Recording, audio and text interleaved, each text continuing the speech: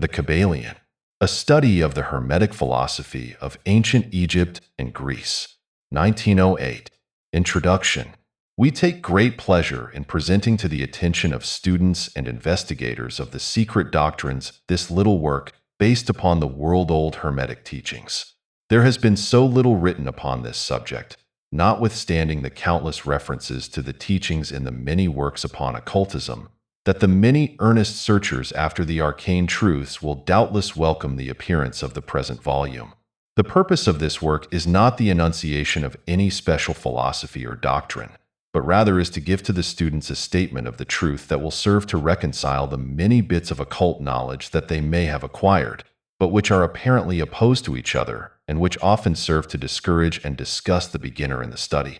Our intent is not to erect a new temple of knowledge, but rather to place in the hands of the student a master key, with which he may open the many inner doors in the temple of mystery through the main portals he has already entered. There is no portion of the occult teachings possessed by the world which have been so closely guarded as the fragments of the Hermetic teachings which have come down to us over the tens of centuries which have elapsed since the lifetime of its great founder, Hermes Trismegistus, the scribe of the gods, who dwelt in old Egypt in the days when the present race of men was in its infancy, contemporary with Abraham, and, if the legends be true, an instructor of that venerable sage. Hermes was, and is, the great central sun of occultism, whose rays have served to illumine the countless teachings which have been promulgated since his time. All the fundamental and basic teachings embedded in the esoteric teachings of every race may be traced back to Hermes. Even the most ancient teachings of India undoubtedly have their roots in the original Hermetic teachings. From the land of the Ganges, many advanced occultists wandered to the land of Egypt and sat at the feet of the master. From him they obtained the master key which explained and reconciled their divergent views, and thus the secret doctrine was firmly established. From other lands also came the learned ones, all of whom regarded Hermes as the master of masters, and his influence was so great that in spite of the many wanderings from the path on the part of the centuries of teachers in these different lands, there may still be found a certain basic resemblance and correspondence which underlies the many and often quite divergent theories entertained and taught by the occultists of these different lands today. The student of comparative religions will be able to perceive the influence of the Hermetic teachings in every religion worthy of the name, now known to man, whether it be a dead religion or one in full vigor in our own times. There is always a certain correspondence in spite of the contradictory features, and the Hermetic teachings act as the great reconciler. The life work of Hermes seems to have been in the direction of planting the great seed truth which has grown and blossomed in so many strange forms, rather than to establish a school of philosophy which would dominate the world's thought. But nevertheless, the original truths taught by him have been kept intact in their original purity by a few men in each age, who, refusing great numbers of half-developed students and followers, followed the Hermetic custom and reserved their truth for the few who were ready to comprehend and master it. From lip to ear the truth has been handed down among the few. There have always been a few initiates in each generation, in the various lands of the earth, who kept alive the sacred flame of the Hermetic teachings, and such have always been willing to use their lamps to relight the lesser lamps of the outside world, when the light of truth grew dim and clouded by reason of neglect, and when the wicks became clogged with foreign matter. There were always a few to tend faithfully the altar of the truth, upon which was kept alight the perpetual lamp of wisdom. These men devoted their lives to the labor of love, which the poet has so well stated in his lines. Oh, let not the flame die out, cherished age after age in its dark cavern, in its holy temples cherished, fed by pure ministers of love. Let not the flame die out. These men have never sought popular approval, nor numbers of followers. They are indifferent to these things, for they know how few there are in each generation who are ready for the truth, or who would recognize it if it were presented to them. They reserve the strong meat for men, while others furnish the milk for babies. They reserve their pearls of wisdom for the few elect, who recognize their value and who wear them in their crowns, instead of casting them before the materialistic vulgar swine who would trample them in the mud and mix them with their disgusting mental food. But still, these men have never forgotten or overlooked the original teachings of Hermes regarding the passing on of the words of truth to those ready to receive it, which teaching is stated in the Kybalion as follows: "Where fall the footsteps of the master, the ears of those ready for his teaching open wide." And again, "When the ears of the student are ready to hear, then cometh the lips to fill them with wisdom." But their customary attitude has always been strictly in accordance with the other Hermetic aphorism, also in the Kybalion: "The lips of wisdom are closed, except to the ears of understanding." There are those who have criticized this attitude of the Hermetists, and who have claimed that they did not manifest the proper spirit in their policy of seclusion and reticence. But a moment's glance back over the pages of history will show the wisdom of the masters, who knew the folly of attempting to teach to the world that which it was neither ready nor willing to receive. The Hermetists have never sought to be martyrs, and have, instead, sat silently aside with a pitying smile on their closed lips, while the heathen raged noisily about them, in their customary amusement of putting to death and torture the honest but misguided enthusiasts who imagined that they could force upon a race of barbarians the truth capable of being understood only by the elect who had advanced along the path. And the spirit of persecution has not as yet died out in the land. There are certain Hermetic teachings, which, if publicly promulgated, would bring down upon the teachers a great cry of scorn and revilement from the multitude, who would again raise the cry of "Crucify! Crucify!" In this little work, we have endeavored to give you an idea of the fundamental teachings of the Kybalion, striving to give you the working principles, leaving you to apply them yourselves, rather than attempting to work out the teaching in detail. If you are a true student, you will be able to work out and apply these principles. If not, then you must develop yourself into one, for otherwise the Hermetic teachings will be as words, words, words to you. Chapter 1. The Hermetic Philosophy. The lips of wisdom are closed, except to the ears of understanding. The Kybalion. From Old Egypt have come the fundamental esoteric and occult teachings which have so strongly influenced the philosophies of all races, nations, and peoples for several thousand years. Egypt, the home of the pyramids and the Sphinx, was the birthplace of the hidden wisdom and mystic teachings. From her secret doctrine all nations have borrowed. India, Persia, Chaldea, Media, China, Japan, Assyria, ancient Greece, and Rome, and other ancient countries partook liberally at the feast of knowledge which the hierophants and masters of the land of Isis so freely provided for those who came prepared to partake of the great store of mystic and occult lore which the masterminds of that ancient land had gathered together. In ancient Egypt dwelt the great adepts and masters who have never been surpassed, and who seldom have been equaled, during the centuries that have taken their processional flight since the days of the great Hermes. In Egypt was located the great lodge of lodges of the mystics. At the doors of her temples entered the neophytes who afterward, as hierophants, adepts, and masters, traveled to the four corners of the earth, carrying with them the precious knowledge which they were ready, anxious, and willing to pass on to those who were ready to receive the same. All students of the occult recognize the debt that they owe to these venerable masters of that ancient land. But among these great masters of ancient Egypt there once dwelt one of whom masters hailed as the Master of Masters. This man, if man indeed he was, dwelt in Egypt in the earliest days. He was known as Hermes Trismegistus. He was the father of the occult wisdom, the founder of astrology, the discoverer of alchemy. The details of his life story are lost to history, owing to the lapse of the years, though several of the ancient countries disputed with each other in their claims to the honor of having furnished his birthplace, and this thousands of years ago. The date of his sojourn in Egypt, in that his last incarnation on this planet, is not now known, but it has been fixed at the early days of the oldest dynasties of Egypt, long before the days of Moses.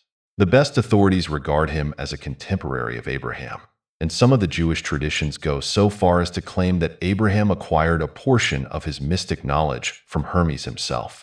As the years rolled by after his passing from this plane of life, tradition recording that he lived 300 years in the flesh. The Egyptians deified Hermes and made him one of their gods under the name of Thoth. Years after, the people of ancient Greece also made him one of their many gods, calling him Hermes, the god of wisdom. The Egyptians revered his memory for many centuries, yes, tens of centuries, calling him the scribe of the gods and bestowing upon him, distinctively, his ancient title, Trismegistus, which means the thrice great, the great, the greatest great, etc. In all the ancient lands, the name of Hermes Trismegistus was revered, the name being synonymous with the fount of wisdom. Even to this day, we use the term hermetic in the sense of secret, sealed so that nothing can escape, etc., and this by reason of the fact that the followers of Hermes always observed the principle of secrecy in their teachings. They did not believe in casting pearls before swine, but rather held to the teaching milk for babes, meat for strong men, both of which maxims are familiar to readers of the Christian scriptures, but both of which had been used by the Egyptians for centuries before the Christian era. And this policy of careful dissemination of the truth has always characterized the Hermetics, even unto the present day. The Hermetic teachings are to be found in all lands, among all religions, but never identified with any particular country, nor with any particular religious sect. This because of the warning of the ancient teachers against allowing the secret doctrine to become crystallized into a creed. The wisdom of this caution is apparent to all students of history. The ancient occultism of India and Persia degenerated and was largely lost, owing to the fact that the teachers became priests and so mixed theology with the philosophy. The result being that the occultism of India and Persia has been gradually lost amidst the mass of religious superstition, cults, creeds, and gods. So it was with ancient Greece and Rome. So it was with the Hermetic teachings of the Gnostics and early Christians, which were lost at the time of Constantine, whose iron hand smothered philosophy with the blanket of theology, losing to the Christian church that which was its very essence and spirit, and causing it to grope throughout several centuries before it found the way back to its ancient faith. The indications apparent to all careful observers in this 20th century being that the church is now struggling to get back to its ancient mystic teachings. But there were always a few faithful souls who kept alive the flame, tending it carefully, and not allowing its light to become extinguished. And thanks to these staunch hearts and fearless minds, we have the truth still with us. But it is not found in books to any great extent. It has been passed along from master to student, from initiate to hierophant, from lip to ear. When it was written down at all, its meaning was veiled in terms of alchemy and astrology, so that only those possessing the key could read it all right. This was made necessary in order to avoid the persecutions of the theologians of the Middle Ages, who fought the secret doctrine with fire and sword, stake, gibbet, and cross. Even to this day there will be found but few reliable books on the Hermetic philosophy, although there are countless references to it in many books written on various phases of occultism. And yet, the Hermetic philosophy is the only master key which will open all the doors of the occult teachings. In the early days, there was a compilation of certain basic Hermetic doctrines, passed on from teacher to student, which was known as the Kybalion, the exact significance and meaning of the term having been lost for several centuries. This teaching, however, is known to many to whom it has descended, from mouth to ear, on and on throughout the centuries. Its precepts have never been written down or printed, so far as we know. It was merely a collection of maxims, axioms, and precepts which were non-understandable to outsiders, but which were readily understood by students after the axioms, maxims, and precepts had been explained and exemplified by the Hermetic initiates to their neophytes. These teachings really constituted the basic principles of the art of Hermetic alchemy, which, contrary to the general belief, dealt in the mastery of mental forces rather than material elements, the transmutation of one kind of mental vibrations into others, instead of the changing of one kind of metal into another. The legends of the philosopher's stone, which would turn base metal into gold, was an allegory relating to Hermetic philosophy readily understood by all students of true Hermeticism. In this little book, of which this is the first lesson, we invite our students to examine into the Hermetic teachings, as set forth in the Kybalion, and as explained by ourselves, humble students of the teachings, who, while bearing the title of initiates, are still students at the feet of Hermes, the Master. We herein give you many of the maxims, axioms, and precepts of the Kybalion, accompanied by explanations and illustrations which we deem likely to render the teachings more easily comprehended by the modern student, particularly as the original text is purposely veiled in obscure terms. The original maxims, axioms, and precepts of the Kybalion are printed herein, in quotation marks, the proper credit being given. Our own work is printed in the regular way, in the body of the work. We trust that the many students to whom we now offer this little work will derive as much benefit from the study of its pages as have the many who have gone on before, treading the same path to mastery throughout the centuries that have passed since the times of Hermes Trismegistus, the master of masters, the great. In the words of the Kybalion, where fall the footsteps of the master, the ears of those ready for his teaching open wide. The Kybalion. When the ears of the student are ready to hear, then cometh the lips to fill them with wisdom. The Kybalion. So that according to the teachings, the passage of this book to those ready for the instruction will attract the attention of such as are prepared to receive the teaching. And likewise, when the pupil is ready to receive the truth, then will this little book come to him or her. Such is the law. The Hermetic principle of cause and effect, in its aspect of the law of attraction, will bring lips and ear together, pupil and book in company. So mote it be. Chapter 2. The 7 Hermetic Principles. The principles of truth are 7. He who knows these, understandingly, possesses the magic key before whose touch all the doors of the temple fly open. The Kybalion. The 7 Hermetic Principles, upon which the entire Hermetic philosophy is based, are as follows. 1. The principle of mentalism. 2. The principle of correspondence. 3. The principle of vibration. 4. The principle of polarity. 5. The principle of rhythm. 6. The principle of cause and effect. 7. The principle of gender. These 7 principles will be discussed and explained as we proceed with these lessons. A short explanation of each, however, may as well be given at this point. 1. The principle of mentalism. The all is mind. The universe is mental. The Kybalion. This principle embodies the truth that all is mind. It explains that the all, which is the substantial reality underlying all the outward manifestations and appearances which we know under the terms of the material universe, the phenomena of life, matter, energy, and in short, all that is apparent to our material senses is spirit, which in itself is unknowable and undefinable, but which may be considered and thought of as an universal, infinite, living mind.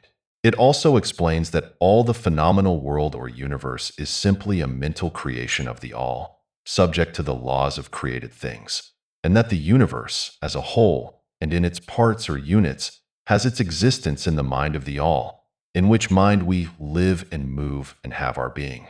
This principle, by establishing the mental nature of the universe, easily explains all of the varied mental and psychic phenomena that occupy such a large portion of the public attention, and which, without such explanation, are non-understandable and defy scientific treatment. An understanding of this great Hermetic principle of mentalism enables the individual to readily grasp the laws of the mental universe and to apply the same to his well-being and advancement. The Hermetic student is enabled to apply intelligently the great mental laws, instead of using them in a haphazard manner. With the master key in his possession, the student may unlock the many doors of the mental and psychic temple of knowledge and enter the same freely and intelligently. This principle explains the true nature of energy, power, and matter, and why and how all these are subordinate to the mastery of mind. One of the old Hermetic masters wrote, long ages ago, "He who grasps the truth of the mental nature of the universe is well advanced on the path to mastery." And these words are as true today as at the time they were first written. Without this master key, mastery is impossible, and the student knocks in vain at the many doors of the temple. 2. The principle of correspondence. As above, so below. As below, so above. The Kybalion. This principle embodies the truth that there is always a correspondence between the laws and phenomena of the various planes of being and life. The old Hermetic axiom ran in these words: as above, so below. As below, so above. And the grasping of this principle gives one the means of solving many a dark paradox and hidden secret of nature. There are planes beyond our knowing, but when we apply the principle of correspondence to them, we are able to understand much that would otherwise be unknowable to us. This principle is of universal application and manifestation on the various planes of the material, mental, and spiritual universe. It is an universal law. The ancient Hermetists considered this principle as one of the most important mental instruments by which man was able to pry aside the obstacles which hid from view the unknown. Its use even tore aside the veil of Isis to the extent that a glimpse of the face of the goddess might be caught. Just as a knowledge of the principles of geometry enables man to measure distant suns and their movements while seated in his observatory, so a knowledge of the principle of correspondence enables man to reason intelligently from the known to the unknown. Studying the monad, he understands the archangel. 3. The principle of vibration. Nothing rests. Everything moves. Everything vibrates. The Kybalion. This principle embodies the truth that everything is in motion. Everything vibrates. Nothing is at rest. Facts which modern science endorses, and which each new scientific discovery tends to verify. And yet this Hermetic principle was enunciated thousands of years ago by the masters of ancient Egypt. This principle explains that the differences between different manifestations of matter, energy, mind, and even spirit result largely from varying rates of vibration. From the all, which is pure spirit, down to the grossest form of matter, all is in vibration. The higher the vibration, the higher the position in the scale. The vibration of spirit is at such an infinite rate of intensity and rapidity that it is practically at rest, just as a rapidly moving wheel seems to be motionless. And at the other end of the scale, there are gross forms of matter whose vibrations are so low as to seem at rest. Between these poles, there are millions upon millions of varying degrees of vibration, from corpuscle and electron, atom and molecule, to worlds and universes. Everything is in vibratory motion. This is also true on the planes of energy and force, which are but varying degrees of vibration, and also on the mental planes, whose states depend upon vibrations, and even onto the spiritual planes. An understanding of this principle, with the appropriate formulas, enables Hermetic students to control their own mental vibrations as well as those of others. The masters also apply this principle to the conquering of natural phenomena in various ways. He who understands the principle of vibration has grasped the scepter of power, says one of the old writers. 4. The principle of polarity. Everything is dual. Everything has poles. Everything has its pair of opposites. Like and unlike are the same. Opposites are identical in nature, but different in degree. Extremes meet. All truths are but half-truths. All paradoxes may be reconciled. The Kybalion. This principle embodies the truth that everything is dual. Everything has two poles. Everything has its pair of opposites, all of which were old Hermetic axioms. It explains the old paradoxes that have perplexed so many, which have been stated as follows. Thesis and antithesis are identical in nature, but different in degree. Opposites are the same, differing only in degree. The pairs of opposites may be reconciled. Extremes meet. Everything is and isn't at the same time. All truths are but half-truths. Every truth is half-false. There are two sides to everything, etc., etc., etc. It explains that in everything there are two poles, or opposite aspects, and that opposites are really only the two extremes of the same thing, with many varying degrees between them. To illustrate, heat and cold, although opposites, are really the same thing, the differences consisting merely of degrees of the same thing. Look at your thermometer and see if you can discover where heat terminates and cold begins. There is no such thing as absolute heat or absolute cold. The two terms heat and cold simply indicate varying degrees of the same thing.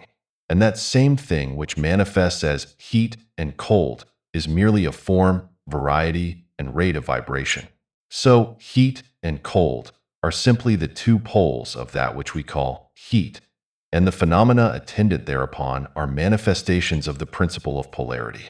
The same principle manifests in the case of light and darkness, which are the same thing, the difference consisting of varying degrees between the two poles of the phenomena. Where does darkness leave off and light begin? What is the difference between large and small? Between hard and soft? Between black and white? Between sharp and dull? Between noise and quiet? Between high and low? Between positive and negative? The principle of polarity explains these paradoxes, and no other principle can supersede it. The same principle operates on the mental plane. Let us take a radical and extreme example, that of love and hate. Two mental states apparently totally different. And yet there are degrees of hate and degrees of love, and a middle point in which we use the terms like or dislike, which shade into each other so gradually that sometimes we are at a loss to know whether we like or dislike or neither. And all are simply degrees of the same thing, as you will see if you will but think for a moment. And more than this, and considered of more importance by the Hermetists, it is possible to change the vibrations of hate to the vibrations of love in one's own mind and in the minds of others. Many of you who read these lines have had personal experiences of the involuntary rapid transition from love to hate and the reverse, in your own case and that of others. And you will therefore realize the possibility of this being accomplished by the use of the will, by means of the Hermetic formulas. Good and evil are but the poles of the same thing, and the Hermetist understands the art of transmuting evil into good by means of an application of the principle of polarity. In short, the art of polarization becomes a phase of mental alchemy, known and practiced by the ancient and modern Hermetic masters. An understanding of the principle will enable one to change his own polarity, as well as that of others, if he will devote the time and study necessary to master the art. 5. The principle of rhythm. Everything flows out and in. Everything has its tides. All things rise and fall. The pendulum swing manifests in everything. The measure of the swing to the right is the measure of the swing to the left. Rhythm compensates. The Kybalion. This principle embodies the truth that in everything there is manifested a measured motion, to and fro, a flow and inflow, a swing backward and forward, a pendulum-like movement, a tide-like ebb and flow, a high tide and low tide. Between the two poles which exist in accordance with the principle of polarity described a moment ago, there is always an action and a reaction, an advance and a retreat, a rising and a sinking. This is in the affairs of the universe, suns, worlds, men, animals, mind, energy, and matter. This law is manifest in the creation and destruction of worlds, in the rise and fall of nations, in the life of all things, and finally in the mental states of man. And it is with this latter that the Hermetists find the understanding of the principle most important. The Hermetists have grasped this principle, finding its universal application, and have also discovered certain means to overcome its effects in themselves by the use of the appropriate formulas and methods. They apply the mental law of neutralization. They cannot annul the principle or cause it to cease its operation, but they have learned how to escape its effects upon themselves to a certain degree depending upon the mastery of the principle. They have learned how to use it instead of being used by it.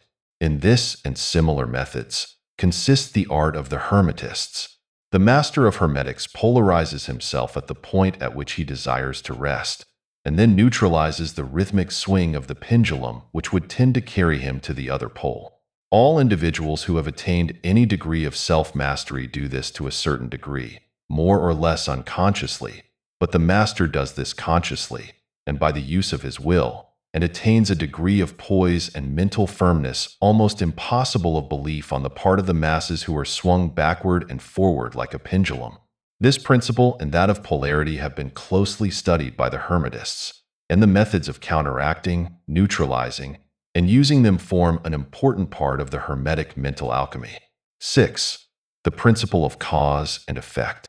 Every cause has its effect. Every effect has its cause. Everything happens according to law. Chance is but a name for law not recognized. There are many planes of causation, but nothing escapes the law. The Kybalion. This principle embodies the fact that there is a cause for every effect, an effect from every cause. It explains that everything happens according to law, that nothing ever merely happens, that there is no such thing as chance, that while there are various planes of cause and effect, the higher dominating the lower planes, still nothing ever entirely escapes the law. The Hermetists understand the art and methods of rising above the ordinary plane of cause and effect to a certain degree, and by mentally rising to a higher plane they become causers instead of effects.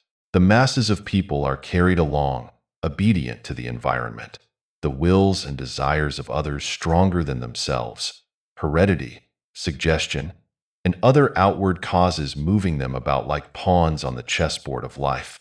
But the masters, rising to the plane above, dominate their moods, characters, qualities, and powers, as well as the environment surrounding them, and become movers instead of pawns.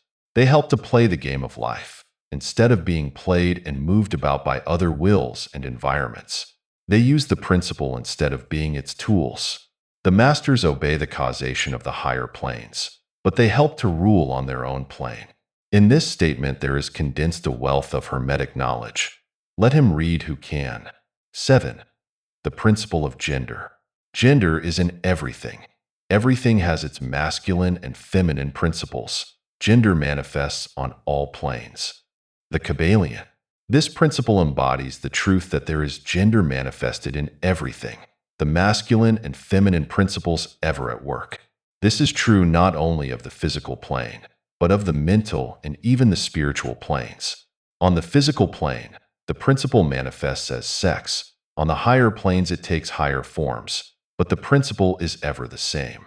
No creation, physical, mental, or spiritual, is possible without this principle. An understanding of its laws will throw light on many a subject that has perplexed the minds of men. The principle of gender works ever in the direction of generation, regeneration, and creation. Everything and every person contains the two elements or principles, or this great principle within it, him or her. Every male thing has the female element also. Every female contains also the male principle. If you would understand the philosophy of mental and spiritual creation, generation, and regeneration, you must understand and study this Hermetic principle. It contains the solution of many mysteries of life. We caution you that this principle has no reference to the many base, pernicious, and degrading lustful theories, teachings, and practices, which are taught under fanciful titles, and which are a prostitution of the great natural principle of gender. Such base revivals of the ancient, infamous forms of phallicism tend to ruin mind, body, and soul, and the Hermetic philosophy has ever sounded the warning note against these degraded teachings which tend toward lust, licentiousness, and perversion of nature's principles. If you seek such teachings, you must go elsewhere for them. Hermeticism contains nothing for you along these lines. To the pure, all things are pure. To the base, all things are base. Chapter 3. Mental transmutation. Mind, as well as metals and elements, may be transmuted from state to state, degree to degree, condition to condition, pole to pole, vibration to vibration. True Hermetic transmutation is a mental art. The Kybalion. As we have stated, the Hermetists were the original alchemists, astrologers, and psychologists, Hermes having been the founder of these schools of thought. From astrology has grown modern astronomy. From alchemy has grown modern chemistry. From the mystic psychology has grown the modern psychology of the schools. But it must not be supposed that the ancients were ignorant of that which the modern schools suppose to be their exclusive and special property. The records engraved on the stones of ancient Egypt show conclusively that the ancients had a full comprehensive knowledge of astronomy, the very building of the pyramids showing the connection between their design and the study of astronomical science. Nor were they ignorant of chemistry, for the fragments of the ancient writings show that they were acquainted with the chemical properties of things. In fact, the ancient theories regarding physics are being slowly verified by the latest discoveries of modern science, notably those relating to the constitution of matter. Nor must it be supposed that they were ignorant of the so-called modern discoveries in psychology.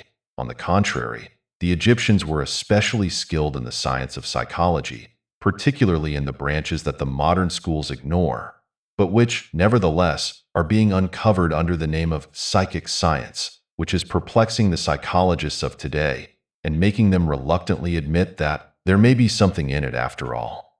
The truth is that beneath the material chemistry, astronomy, and psychology, that is, the psychology in its phase of brain action, the ancients possessed a knowledge of transcendental astronomy, called astrology, of transcendental chemistry, called alchemy, of transcendental psychology, called mystic psychology.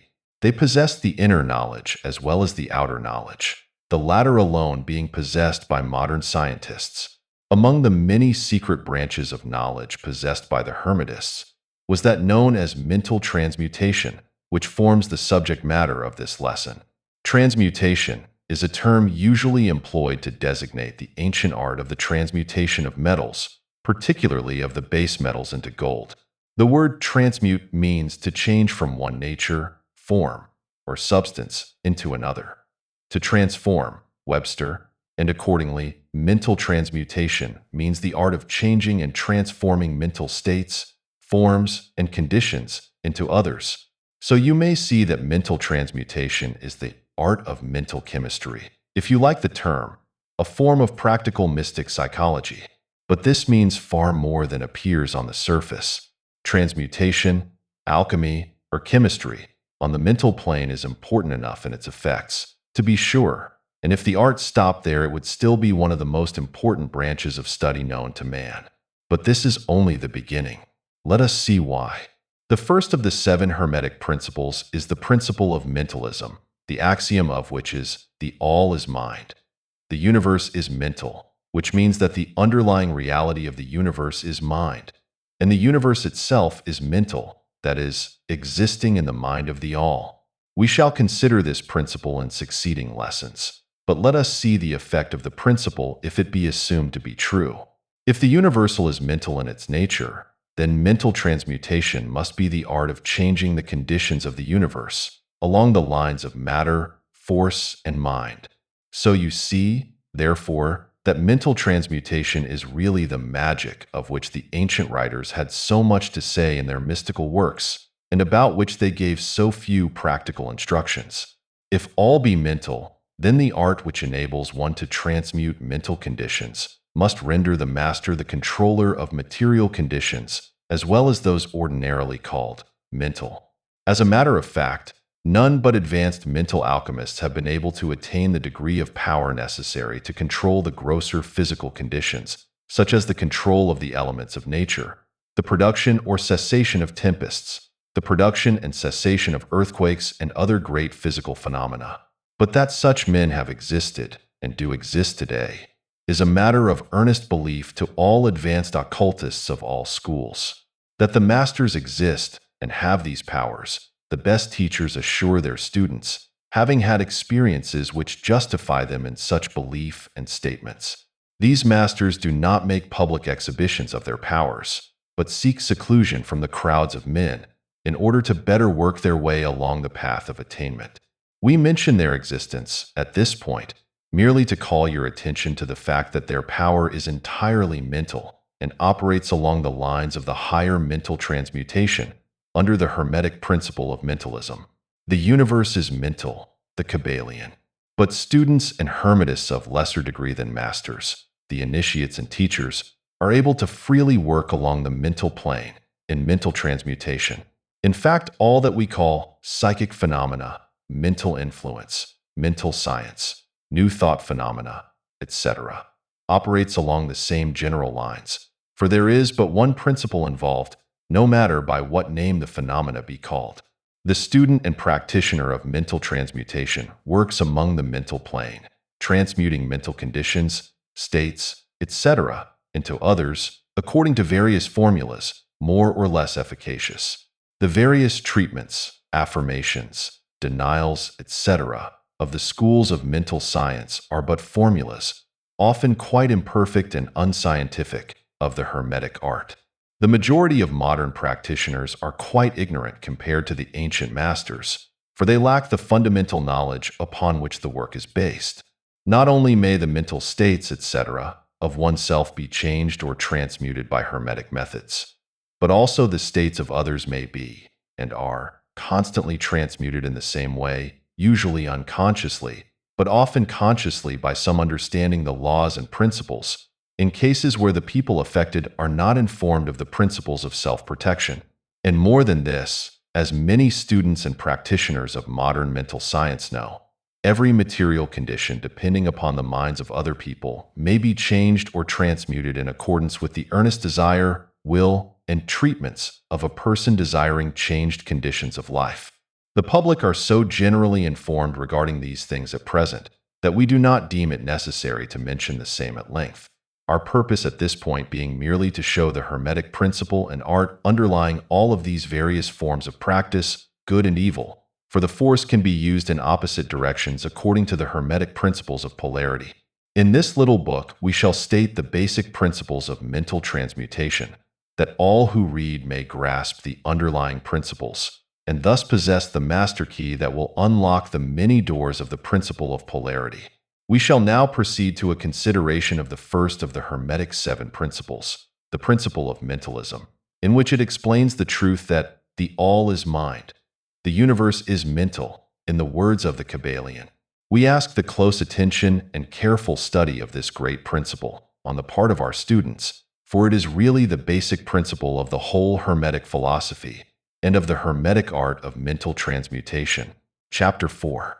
The all, under and back of, the universe of time, space, and change, is ever to be found the substantial reality, the fundamental truth. The Kybalion. Substance means that which underlies all outward manifestations, the essence, the essential reality, the thing in itself, etc. Substantial means actually existing, being the essential element, being real, etc. Reality means the state of being real, true, enduring, valid, fixed, permanent, actual, etc. Under and behind all outward appearances or manifestations, there must always be a substantial reality. This is the law. Man, considering the universe, of which he is a unit, sees nothing but change in matter, forces, and mental states. He sees that nothing really is, but that everything is becoming and changing. Nothing stands still. Everything is being born, growing, dying. The very instant a thing reaches its height, it begins to decline. The law of rhythm is in constant operation. There is no reality, enduring quality, fixity, or substantiality in anything.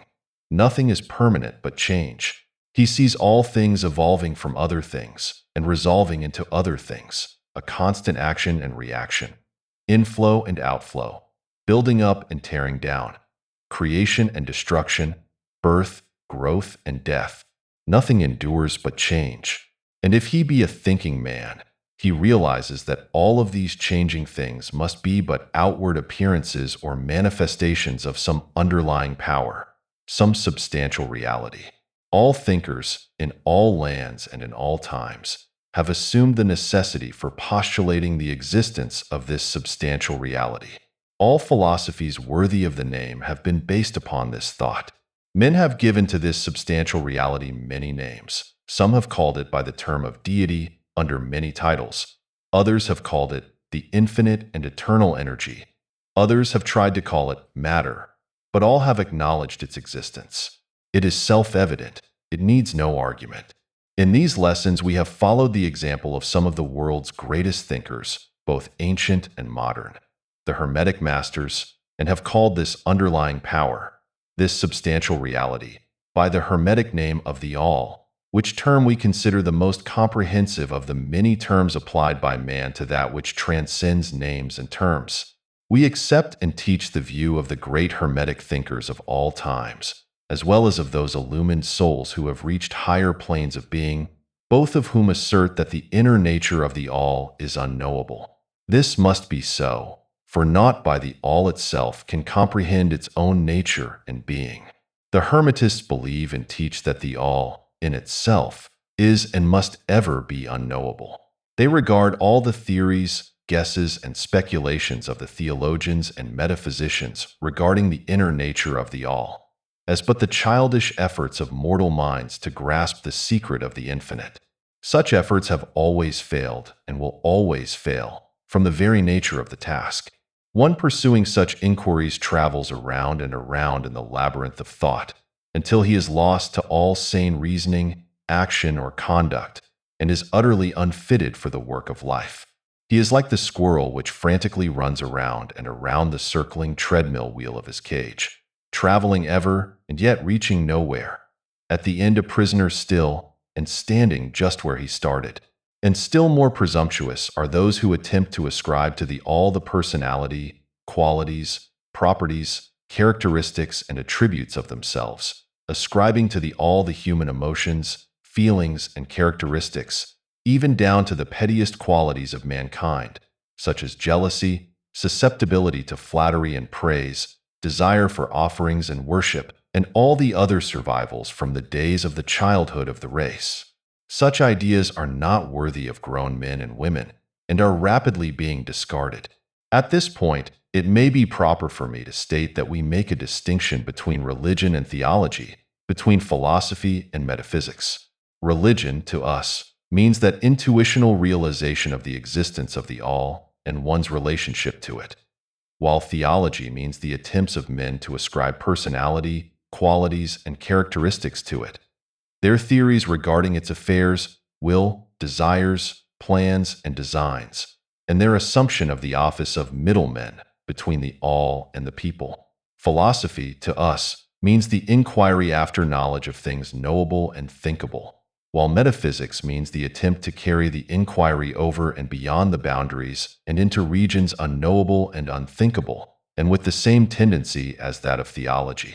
And consequently, both religion and philosophy mean to us things having roots in reality, while theology and metaphysics seem like broken reeds, rooted in the quicksands of ignorance, and affording naught but the most insecure support for the mind or soul of man. We do not insist upon our students accepting these definitions. We mention them merely to show our position. At any rate, you shall hear very little about theology and metaphysics in these lessons. But while the essential nature of the All is unknowable, there are certain truths connected with its existence which the human mind finds itself compelled to accept, and an examination of these reports form a proper subject of inquiry, particularly as they agree with the reports of the illumined on higher planes. And to this inquiry we now invite you. That which is the fundamental truth, the substantial reality, is beyond true naming, but the wise men call it the All. The Kybalion. In its essence, the All is unknowable. The Kybalion. But the report of reason must be hospitably received and treated with respect. The Kybalion. The human reason, whose reports we must accept so long as we think at all, informs us as follows regarding the All, and that without attempting to remove the veil of the unknowable. 1. The All must be all that really is. There can be nothing existing outside of the All, else the All would not be the All. 2. The All must be infinite, for there is nothing else to define, confine, bound, limit, or restrict the All. It must be infinite in time or eternal. It must have always continuously existed, for there is nothing else to have ever created it, and something can never evolve from nothing. And if it had ever not been, even for a moment, it would not be now. It must continuously exist forever, for there is nothing to destroy it, and it can never not be, even for a moment, because something can never become nothing. It must be infinite in space. It must be everywhere, for there is no place outside of the All. It cannot be otherwise than continuous in space, without break, cessation, separation, or interruption, for there is nothing to break, separate, or interrupt its continuity, and nothing with which to fill in the gaps. It must be infinite in power or absolute, for there is nothing to limit, restrict, restrain, confine, disturb, or condition it. It is subject to no other power, for there is no other power. 3. The all must be immutable, or not subject to change in its real nature, for there is nothing to work changes upon it, nothing into which it could change, nor from which it could have changed. It cannot be added to nor subtracted from, increased nor diminished, nor become greater or lesser in any respect whatsoever. It must have always been, and must always remain, just what it is now. The all, there has never been, is not now, and never will be anything else into which it can change. The all being infinite, absolute, eternal, and unchangeable, it must follow that anything finite, changeable, fleeting, and conditioned cannot be the all. And as there is nothing outside of the all in reality, then any and all such finite things must be as nothing in reality. Now do not become befogged nor frightened. We are not trying to lead you into the Christian Science field under cover of Hermetic philosophy. There is a reconciliation of this apparently contradictory state of affairs. Be patient, we will reach it in time. We see around us that which is called matter, which forms the physical foundation for all forms. Is the all merely matter? Not at all. Matter cannot manifest life or mind, and as life and mind are manifested in the universe, the all cannot be matter, for nothing rises higher than its own source. Nothing is ever manifested in an effect that is not in the cause. Nothing is evolved as a consequent that is not involved as an antecedent. And then modern science informs us that there is really no such thing as matter, that what we call matter is merely interrupted energy or force, that is, energy or force at a low rate of vibration. As a recent writer has said, matter has melted into mystery. Even material science has abandoned the theory of matter and now rests on the basis of energy. Then is the all mere energy or force? Not energy or force as the materialists use the terms, for their energy and force are blind, mechanical things, devoid of life or mind. Life and mind can never evolve from blind energy or force for the reason given a moment ago. Nothing can rise higher than its source. Nothing is evolved unless it is involved. Nothing manifests in the effect unless it is in the cause. And so the all cannot be mere energy or force, for if it were, then there would be no such things as life and mind in existence. And we know better than that, for we are alive and using mind to consider this very question. And so are those who claim that energy or force is everything. What is there then higher than matter or energy that we know to be existent in the universe? Life and mind. Life and mind in all their varying degrees of unfoldment. Then, you ask, do you mean to tell us that the all is life and mind? Yes and no, is our answer. If you mean life and mind as we poor petty mortals know them, we say no. The all is not that. But what kind of life and mind do you mean, you ask? The answer is living mind, as far above that which mortals know by those words, as life and mind are higher than mechanical forces or matter. Infinite living mind as compared to finite life and mind. We mean that which the illumined souls mean when they reverently pronounce the word spirit. The all is infinite living mind. The illumined call it spirit. Chapter 5. The mental universe. The universe is mental, held in the mind of the all. The Kybalion. The all is spirit. But what is spirit? This question cannot be answered, for the reason that its definition is practically that of the all, which cannot be explained or defined. Spirit is simply a name that men give to the highest conception of infinite living mind. It means the real essence. It means living mind, as much superior to life and mind as we know them, as the latter are superior to mechanical energy and matter. Spirit transcends our understanding, and we use the term merely that we may think or speak of the all. For the purposes of thought and understanding, we are justified in thinking of spirit as infinite living mind, at the same time acknowledging that we cannot fully understand it. We must either do this or stop thinking of the matter at all. Let us now proceed to a consideration of the nature of the universe, as a whole and in its parts. What is the universe? We have seen that there can be nothing outside of the all.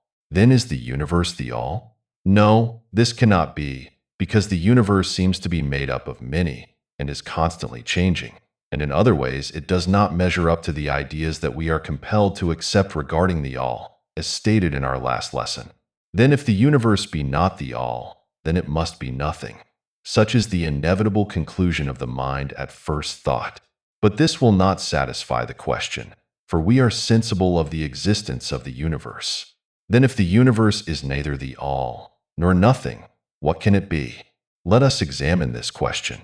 If the universe exists at all, or seems to exist, it must proceed in some way from the all. It must be a creation of the all. But as something can never come from nothing, from what could the all have created it?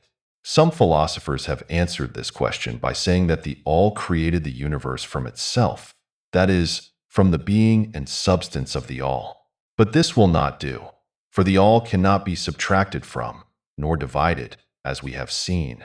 And then again, if this be so, would not each particle in the universe be aware of its being the all? The all could not lose its knowledge of itself, nor actually become an atom, or blind force, or lowly living thing. Some men, indeed, realizing that the all is indeed all, and also recognizing that they, the men, existed, have jumped to the conclusion that they and the all were identical, and they have filled the air with shouts of, "I am God," to the amusement of the multitude and the sorrow of sages. The claim of the corpuscle that, "I am man," would be modest in comparison. But what indeed is the universe, if it be not the all, not yet created by the all having separated itself into fragments? What else can it be? Of what else can it be made? This is the great question. Let us examine it carefully. We find here that the principle of correspondence, see Lesson I, comes to our aid here. The old Hermetic axiom, as above so below, may be pressed into service at this point. Let us endeavor to get a glimpse of the workings on higher planes by examining those on our own. The principle of correspondence must apply to this as well as to other problems. Let us see. On his own plane of being, how does man create? Well, first, he may create by making something out of outside materials. But this will not do, for there are no materials outside of the all with which it may create. Well, then, secondly, man procreates or reproduces his kind by the process of begetting, which is self-multiplication accomplished by transferring a portion of his substance to his offspring. But this will not do, because the all cannot transfer or subtract a portion of itself, nor can it reproduce or multiply itself. In the first place, there would be a taking away, and in the second case, a multiplication or addition to the all, both thoughts being an absurdity. Is there no third way in which man creates? Yes, there is. He creates mentally, and in so doing, he uses no outside materials, nor does he reproduce himself, and yet his spirit pervades the mental creation. Following the principle of correspondence, we are justified in considering that the all creates the universe mentally, in a manner akin to the process whereby man creates mental images. And here is where the report of reason tallies precisely with the report of the illumined, as shown by their teachings and writings. Such are the teachings of the wise men. Such was the teaching of Hermes. The all can create in no other way except mentally, without either using material, and there is none to use, or else reproducing itself, which is also impossible. There is no escape from this conclusion of the reason, which, as we have said, agrees with the highest teachings of the illumined. Just as you, student, may create a universe of your own in your mentality, so does the all create universes in its own mentality. But your universe is the mental creation of a finite mind, whereas that of the all is the creation of an infinite. The two are similar in kind, but infinitely different in degree.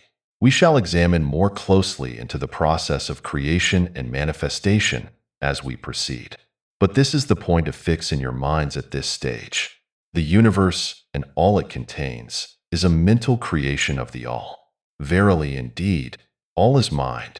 The all creates in its infinite mind countless universes which exist for eons of time. And yet, to the all, the creation, development, decline, and death of a million universes is as the time of the twinkling of an eye. The Kybalion, the infinite mind of the all, is the womb of universes. The Kybalion, the principle of gender, see Lesson 1. And other lessons to follow, is manifested on all planes of life, material, mental, and spiritual. But, as we have said before, gender does not mean sex. Sex is merely a material manifestation of gender. Gender means relating to generation or creation. And wherever anything is generated or created on any plane, the principle of gender must be manifested. And this is true even in the creation of universes. Now do not jump to the conclusion that we are teaching that there is a male and female God or creator. That idea is merely a distortion of the ancient teachings on the subject. The true teaching is that the all, in itself, is above gender, as it is above every other law, including those of time and space. It is the law from which the laws proceed, and it is not subject to them. But when the all manifests on the plane of generation or creation, then it acts according to law and principle, for it is moving on a lower plane of being. And consequently, it manifests the principle of gender in its masculine and feminine aspects on the mental plane, of course. This idea may seem startling to some of you who hear it for the first time, but you have all really passively accepted it in your everyday conceptions. You speak of the fatherhood of God and the motherhood of nature, of God, the divine Father, and nature, the universal mother, and have thus instinctively acknowledged the principle of gender in the universe. Is this not so? But the Hermetic teaching does not imply a real duality. The all is one. The two aspects are merely aspects of manifestation. The teaching is that the masculine principle manifested by the all stands, in a way, apart from the actual mental creation of the universe. It projects its will toward the feminine principle, which may be called nature, whereupon the latter begins the actual work of the evolution of the universe, from simple centers of activity onto man, and then on and on still higher, all according to well-established and firmly enforced laws of nature. If you prefer the old figures of thought, you may think of the masculine principle as God, the Father, and of the feminine principle as nature, the universal mother, from whose womb all things have been born. This is more than a mere poetic figure of speech. It is an idea of the actual process of the creation of the universe. But always remember that the all is but one, and that in its infinite mind the universe is generated, created, and exists. It may help you to get the proper idea if you will apply the law of correspondence to yourself and your own mind. You know that the part of you which you call I, in a sense, stands apart and witnesses the creation of mental images in your own mind. The part of your mind in which the mental generation is accomplished may be called the me in distinction from the I, which stands apart and witnesses and examines the thoughts, ideas, and images of the me. As above, so below, remember, and the phenomena of one plane may be employed to solve the riddles of higher or lower planes. Is it any wonder that you, the child, feel that instinctive reverence for the all, which feeling we call religion, that respect and reverence for the father mind? Is it any wonder that, when you consider the works and wonders of nature, you are overcome with a mighty feeling which has its roots away down in your inmost being? It is the mother mind that you are pressing close up to, like a babe to the breast. Do not make the mistake of supposing that the little world you see around you, the earth, which is a mere grain of dust in the universe, is the universe itself. There are millions upon millions of such worlds and greater, and there are millions of such universes in existence within the infinite mind of the all. And even in our own little solar system there are regions and planes of life far higher than ours, and beings compared to which we earthbound mortals are as the slimy life forms that dwell on the ocean's bed when compared to man.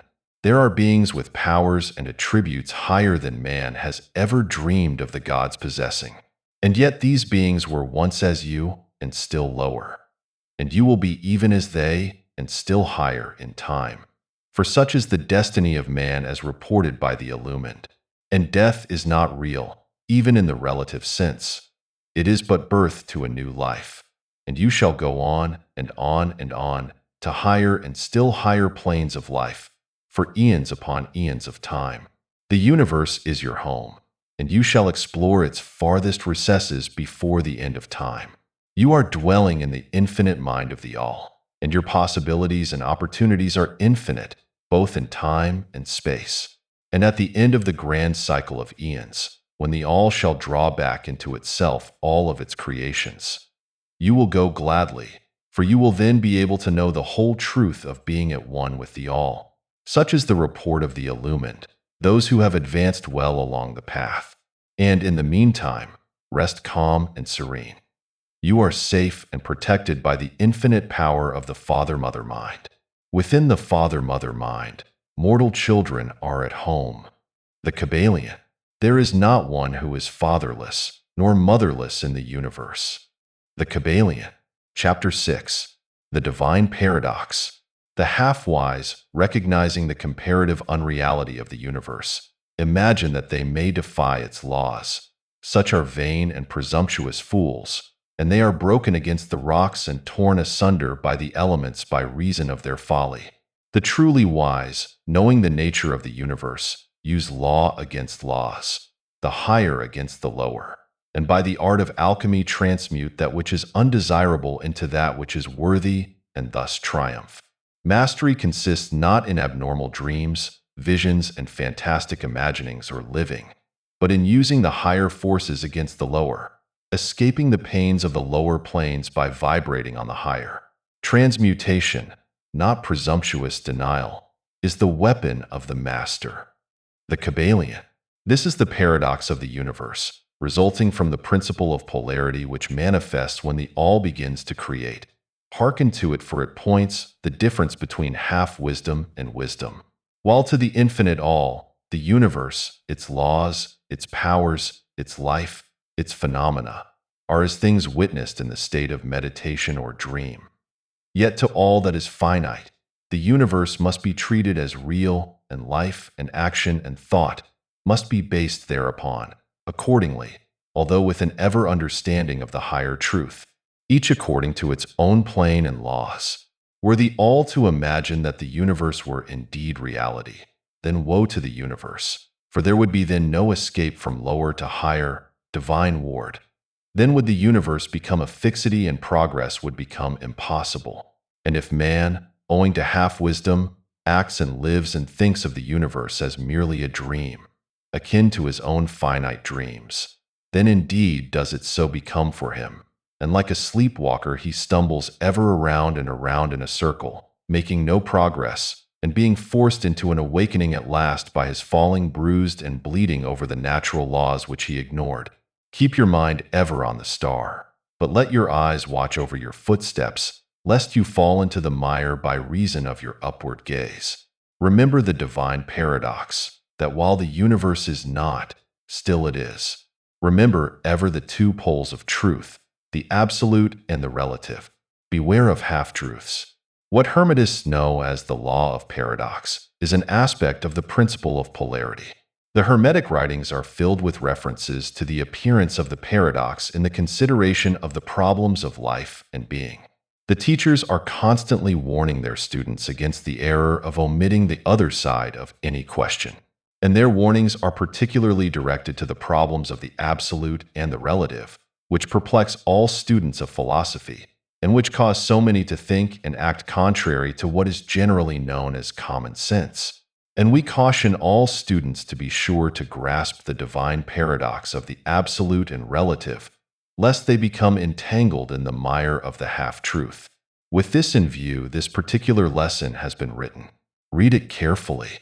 The first thought that comes to the thinking man after he realizes the truth that the universe is a mental creation of the All is that the universe and all that it contains is a mere illusion, an unreality, against which idea his instincts revolt. But this, like all other great truths, must be considered both from the absolute and the relative points of view. From the absolute viewpoint, of course, the universe is in the nature of an illusion, a dream, a phantasmagoria, as compared to the All in itself. We recognize this even in our ordinary view, for we speak of the world as a fleeting show that comes and goes, is born and dies. For the element of impermanence and change, finiteness and unsubstantiality, must ever be connected with the idea of a created universe when it is contrasted with the idea of the all, no matter what may be our beliefs concerning the nature of both. Philosopher, metaphysician, scientist, and theologian all agree upon this idea, and the thought is found in all forms of philosophical thought and religious conceptions, as well as in the theories of the respective schools of metaphysics and theology. So, the Hermetic teachings do not preach the unsubstantiality of the universe in any stronger terms than those more familiar to you, although their presentation of the subject may seem somewhat more startling. Anything that has a beginning and an ending must be, in a sense, unreal and untrue, and the universe comes under the rule in all schools of thought. From the absolute point of view, there is nothing real except the all, no matter what terms we may use in thinking of or discussing the subject. Whether the universe be created of matter, or whether it be a mental creation in the mind of the all, it is unsubstantial, non-enduring, a thing of time, space, and change. We want you to realize this fact thoroughly before you pass judgment on the Hermetic conception of the mental nature of the universe. Think over any and all of the other conceptions, and see whether this be not true of them. But the absolute point of view shows merely one side of the picture. The other side is the relative one. Absolute truth has been defined as things as the mind of God knows them, while relative truth is things as the highest reason of man understands them. And so while to the all the universe must be unreal and illusionary, a mere dream or result of meditation, nevertheless, to the finite minds forming a part of that universe, and viewing it through mortal faculties, the universe is very real indeed, and must be so considered. In recognizing the absolute view, we must not make the mistake of ignoring or denying the facts and phenomena of the universe as they present themselves to our mortal faculties. We are not the all, remember.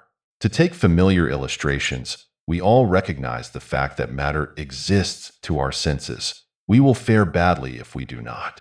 And yet, even our finite minds understand the scientific dictum that there is no such thing as matter from a scientific point of view. That which we call matter is held to be merely an aggregation of atoms, which atoms themselves are merely a grouping of units of force called electrons or ions, vibrating and in constant circular motion. We kick a stone and we feel the impact. It seems to be real, notwithstanding that we know it to be merely what we have stated above. But remember that our foot, which feels the impact by means of our brains, is likewise matter, so constituted of electrons, and for that matter so are our brains. And at the best, if it were not by reason of our mind, we would not know the foot or stone at all. Then again, the ideal of the artist or sculptor, which he is endeavoring to reproduce in stone or on canvas, seems very real to him. So do the characters in the mind of the author or dramatist, which he seeks to express so that others may recognize them. And if this be true in the case of our finite minds, what must be the degree of reality in the mental images created in the mind of the infinite? Oh, friends, to mortals this universe of mentality is very real indeed. It is the only one we can ever know, though we rise from plane to plane, higher and higher in it. To know it otherwise, by actual experience, we must be the all itself.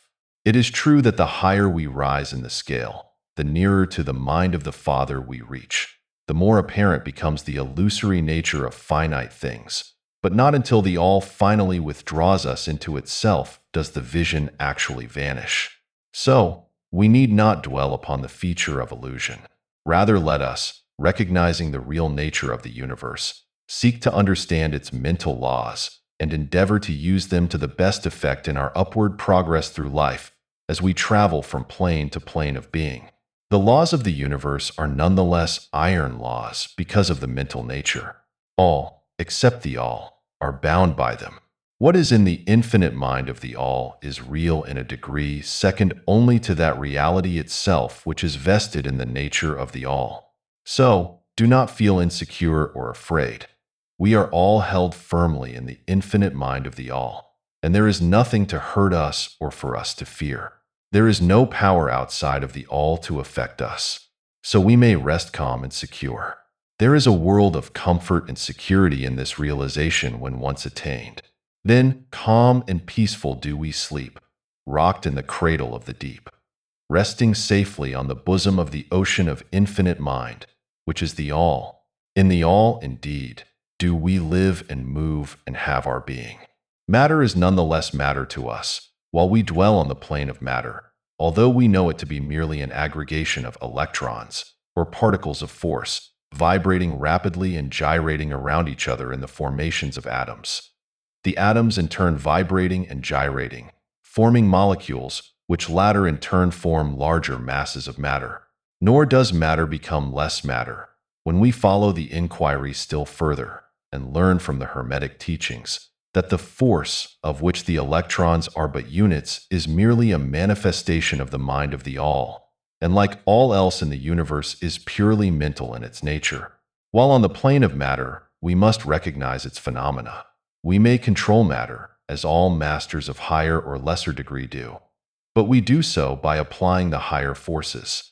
We commit a folly when we attempt to deny the existence of matter in the relative aspect.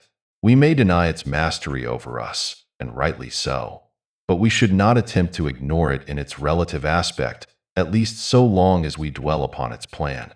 Nor do the laws of nature become less constant or effective when we know them, likewise, to be merely mental creations.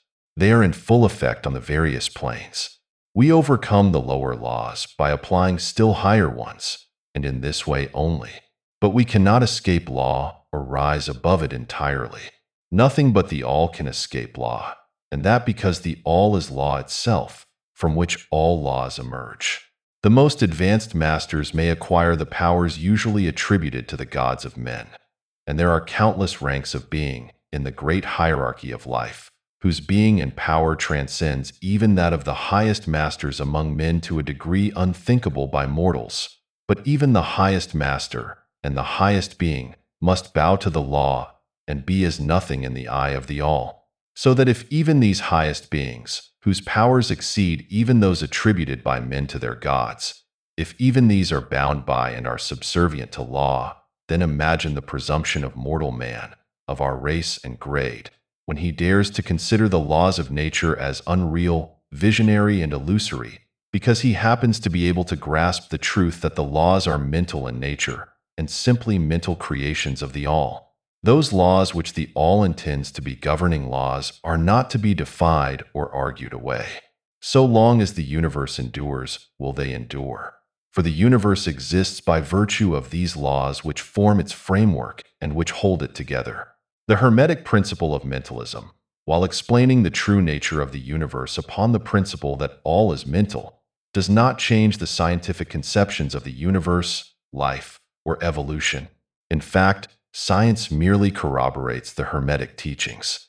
The latter merely teaches that the nature of the universe is mental, while modern science has taught that it is material, or, of late, that it is energy at the last analysis.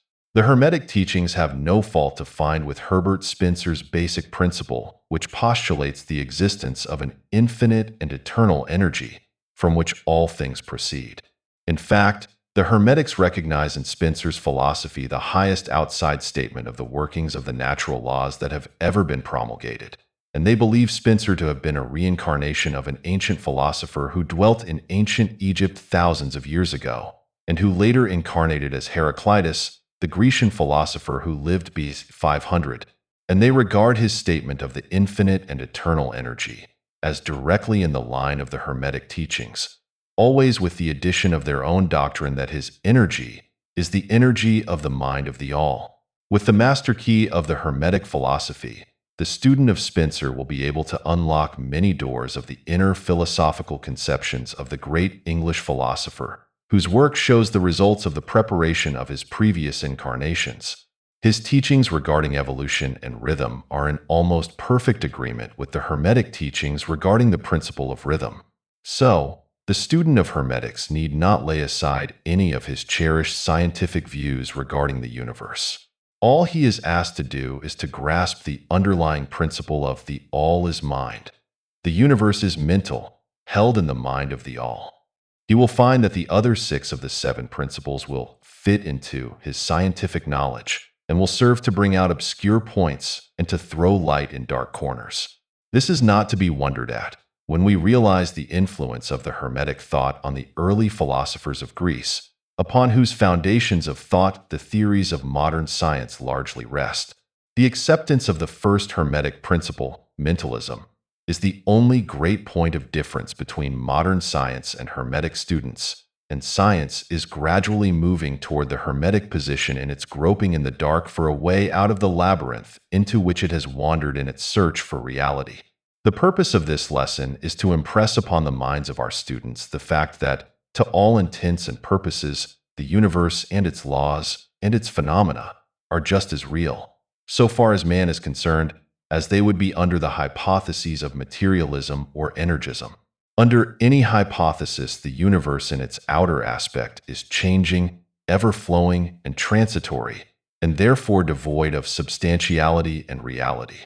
But note the other pole of the truth. Under any of the same hypotheses, we are compelled to act and live as if the fleeting things were real and substantial. With this difference always between the various hypotheses, that under the old views mental power was ignored as a natural force, while under mentalism it becomes the greatest natural force.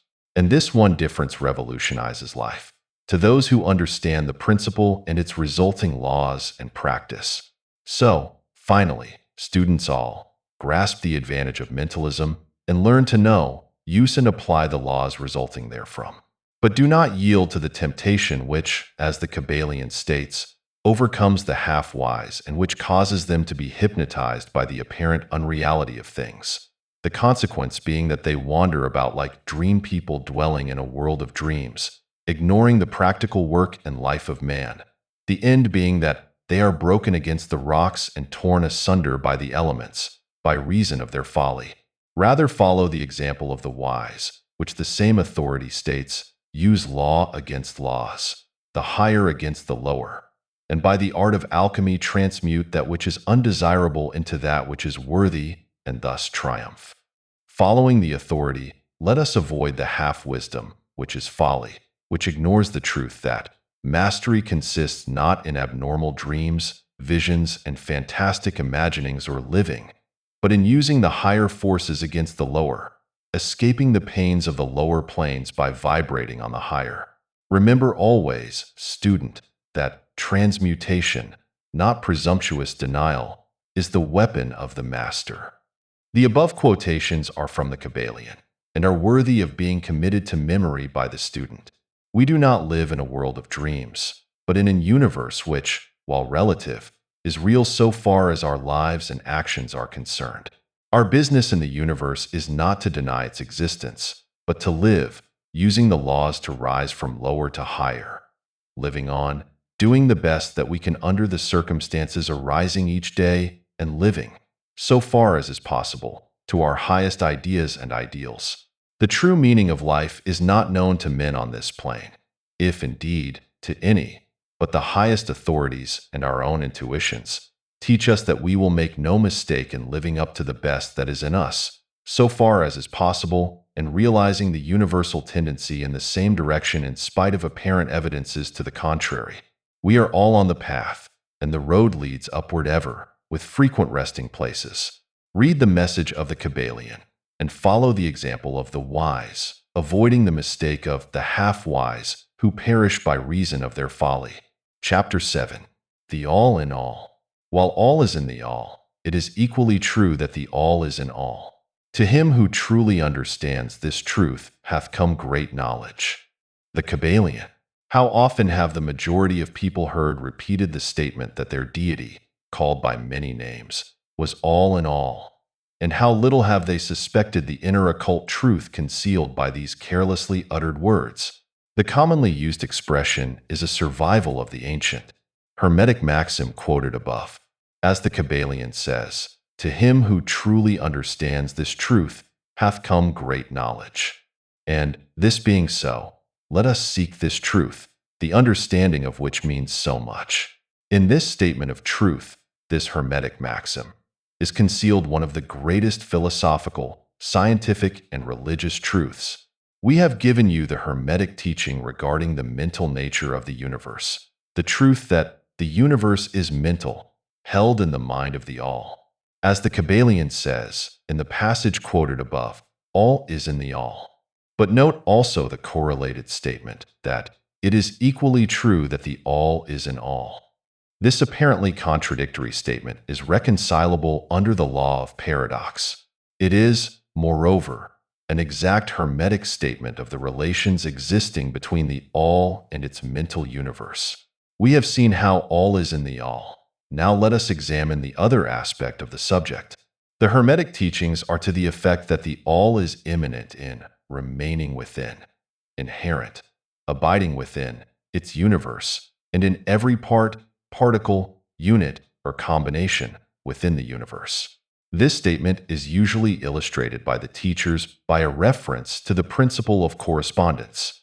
The teacher instructs the student to form a mental image of something, a person, an idea, something having a mental form, the favorite example being that of the author or dramatist forming an idea of his characters, or a painter or sculptor forming an image of an ideal that he wishes to express by his art. In each case, the student will find that while the image has its existence and being solely within his own mind, yet he, the student, author, dramatist, painter, or sculptor, is in a sense immanent in, remaining within, or abiding within the mental image also. In other words, the entire virtue, life, spirit of reality in the mental image is derived from the immanent mind of the thinker. Consider this for a moment, until the idea is grasped. To take a modern example, let us say that Othello, Iago, Hamlet, Lear, Richard III existed merely in the mind of Shakespeare at the time of their conception or creation. And yet, Shakespeare also existed within each of these characters, giving them their vitality, spirit, and action. Whose is the spirit of the characters that we know as Micawber, Oliver Twist, Uriah Heep? Is it Dickens? Or have each of these characters a personal spirit, independent of their creator? Have the Venus of Medici, the Sistine Madonna, the Apollo Belvedere, spirits and reality of their own? Or do they represent the spiritual and mental power of their creators? The law of paradox explains that both propositions are true, viewed from the proper viewpoints. Micawber is both Micawber and yet Dickens. And again, while Micawber may be said to be Dickens, yet Dickens is not identical with Micawber. Man, like Micawber, may exclaim, "The spirit of my creator is inherent within me, and yet I am not he." How different this from the shocking half-truth so vociferously announced by certain of the half-wise, who fill the air with their raucous cries of, "I am God."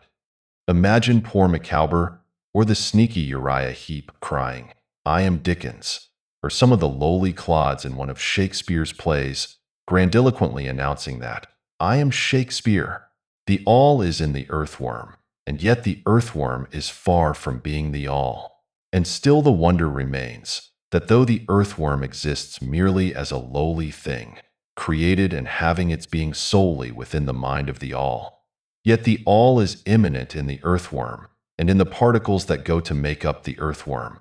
Can there be any greater mystery than this of all in the all and the all in all? The student will, of course, realize that the illustrations given above are necessarily imperfect and inadequate, for they represent the creation of mental images in finite minds, while the universe is a creation of infinite mind, and the difference between the two poles separates them. And yet it is merely a matter of degree. The same principle is in operation. The principle of correspondence manifests in each, as above, so below, as below, so above. And in the degree that man realizes the existence of the indwelling spirit immanent within his being, so will he rise in the spiritual scale of life. This is what spiritual development means: the recognition, realization, and manifestation of the spirit within us. Try to remember this last definition, that of spiritual development. It contains the truth of true religion. There are many planes of being, many subplanes of life, many degrees of existence in the universe, and all depend upon the advancement of beings in the scale, of which scale the lowest point is the grossest matter, the highest being separated only by the thinnest division from the spirit of the all, and upward and onward along this scale of life. Everything is moving, all are on the path, whose end is the all. All progress is a returning home. All is upward and onward, in spite of all seemingly contradictory appearances. Such is the message of the illumined. The Hermetic teachings concerning the process of the mental creation of the universe are that at the beginning of the creative cycle, the all, in its aspect of being, projects its will toward its aspect of becoming, and the process of creation begins. It is taught that the process consists of the lowering of vibration until a very low degree of vibratory energy is reached, at which point the grossest possible form of matter is manifested. This process is called the stage of involution, in which the all becomes involved or wrapped up in its creation. This process is believed by the Hermetists to have a correspondence to the mental process of an artist, writer, or inventor, who becomes so wrapped up in his mental creation as to almost forget his own existence, and who, for the time being, almost lives in his creation. If instead of wrapped, we use the word wrapped, perhaps we will give a better idea of what is meant. This involuntary stage of creation is sometimes called the outpouring of the divine energy, just as the evolutionary state is called the indrawing. The extreme pole of the creative process is considered to be the furthest removed from the all, while the beginning of the evolutionary stage is regarded as the beginning of the return swing of the pendulum of rhythm, a coming home idea being held in all of the Hermetic teachings. The teachings are that during the outpouring, the vibrations become lower and lower until finally the urge ceases and the return swing begins. But there is this difference, that while in the outpouring the creative forces manifest compactly and as a whole, yet from the beginning of the evolutionary or indrawing stage, there is manifested the law of individualization, that is, the tendency to separate into units of force, so that finally that which left the all as unindividualized energy returns to its source as countless highly developed units of life, having risen higher and higher in the scale by means of physical, mental, and spiritual evolution. The ancient Hermetists used the word meditation in describing the process of the mental creation of the universe in the mind of the all, the word contemplation also being frequently employed. But the idea intended seems to be that of the employment of the divine attention. Attention is a word derived from the Latin root, meaning to reach out, to stretch out, and so the act of attention is really a mental reaching out, extension of mental energy, so that the underlying idea is readily understood when we examine into the real meaning of attention. The Hermetic teachings regarding the process of evolution are that the all, having meditated upon the beginning of the creation, having thus established the material foundations of the universe, having thought it into existence, then gradually awakens or rouses from its meditation, and in so doing starts into manifestation the process of evolution on the material, mental, and spiritual planes, successively and in order. Thus the upward movement begins, and all begins to move spiritward. Matter becomes less gross. The units spring into being. The combinations begin to form. Life appears and manifests in higher and higher forms, and mind becomes more and more in evidence, the vibrations constantly becoming higher. In short, the entire process of evolution, in all of its phases, begins and proceeds according to the established laws of the indrawing process. All of this occupies eons upon eons of man's time, each aeon containing countless millions of years. But yet the illumined inform us that the entire creation, including involution and evolution of an universe, is but as the twinkle of the eye to the all. At the end of countless cycles of eons of time, the all withdraws its attention, its contemplation and meditation of the universe, for the great work is finished, and all is withdrawn into the all from which it emerged. But mystery of mysteries, the spirit of each soul is not annihilated, but is infinitely expanded. The the created and the creator are merged.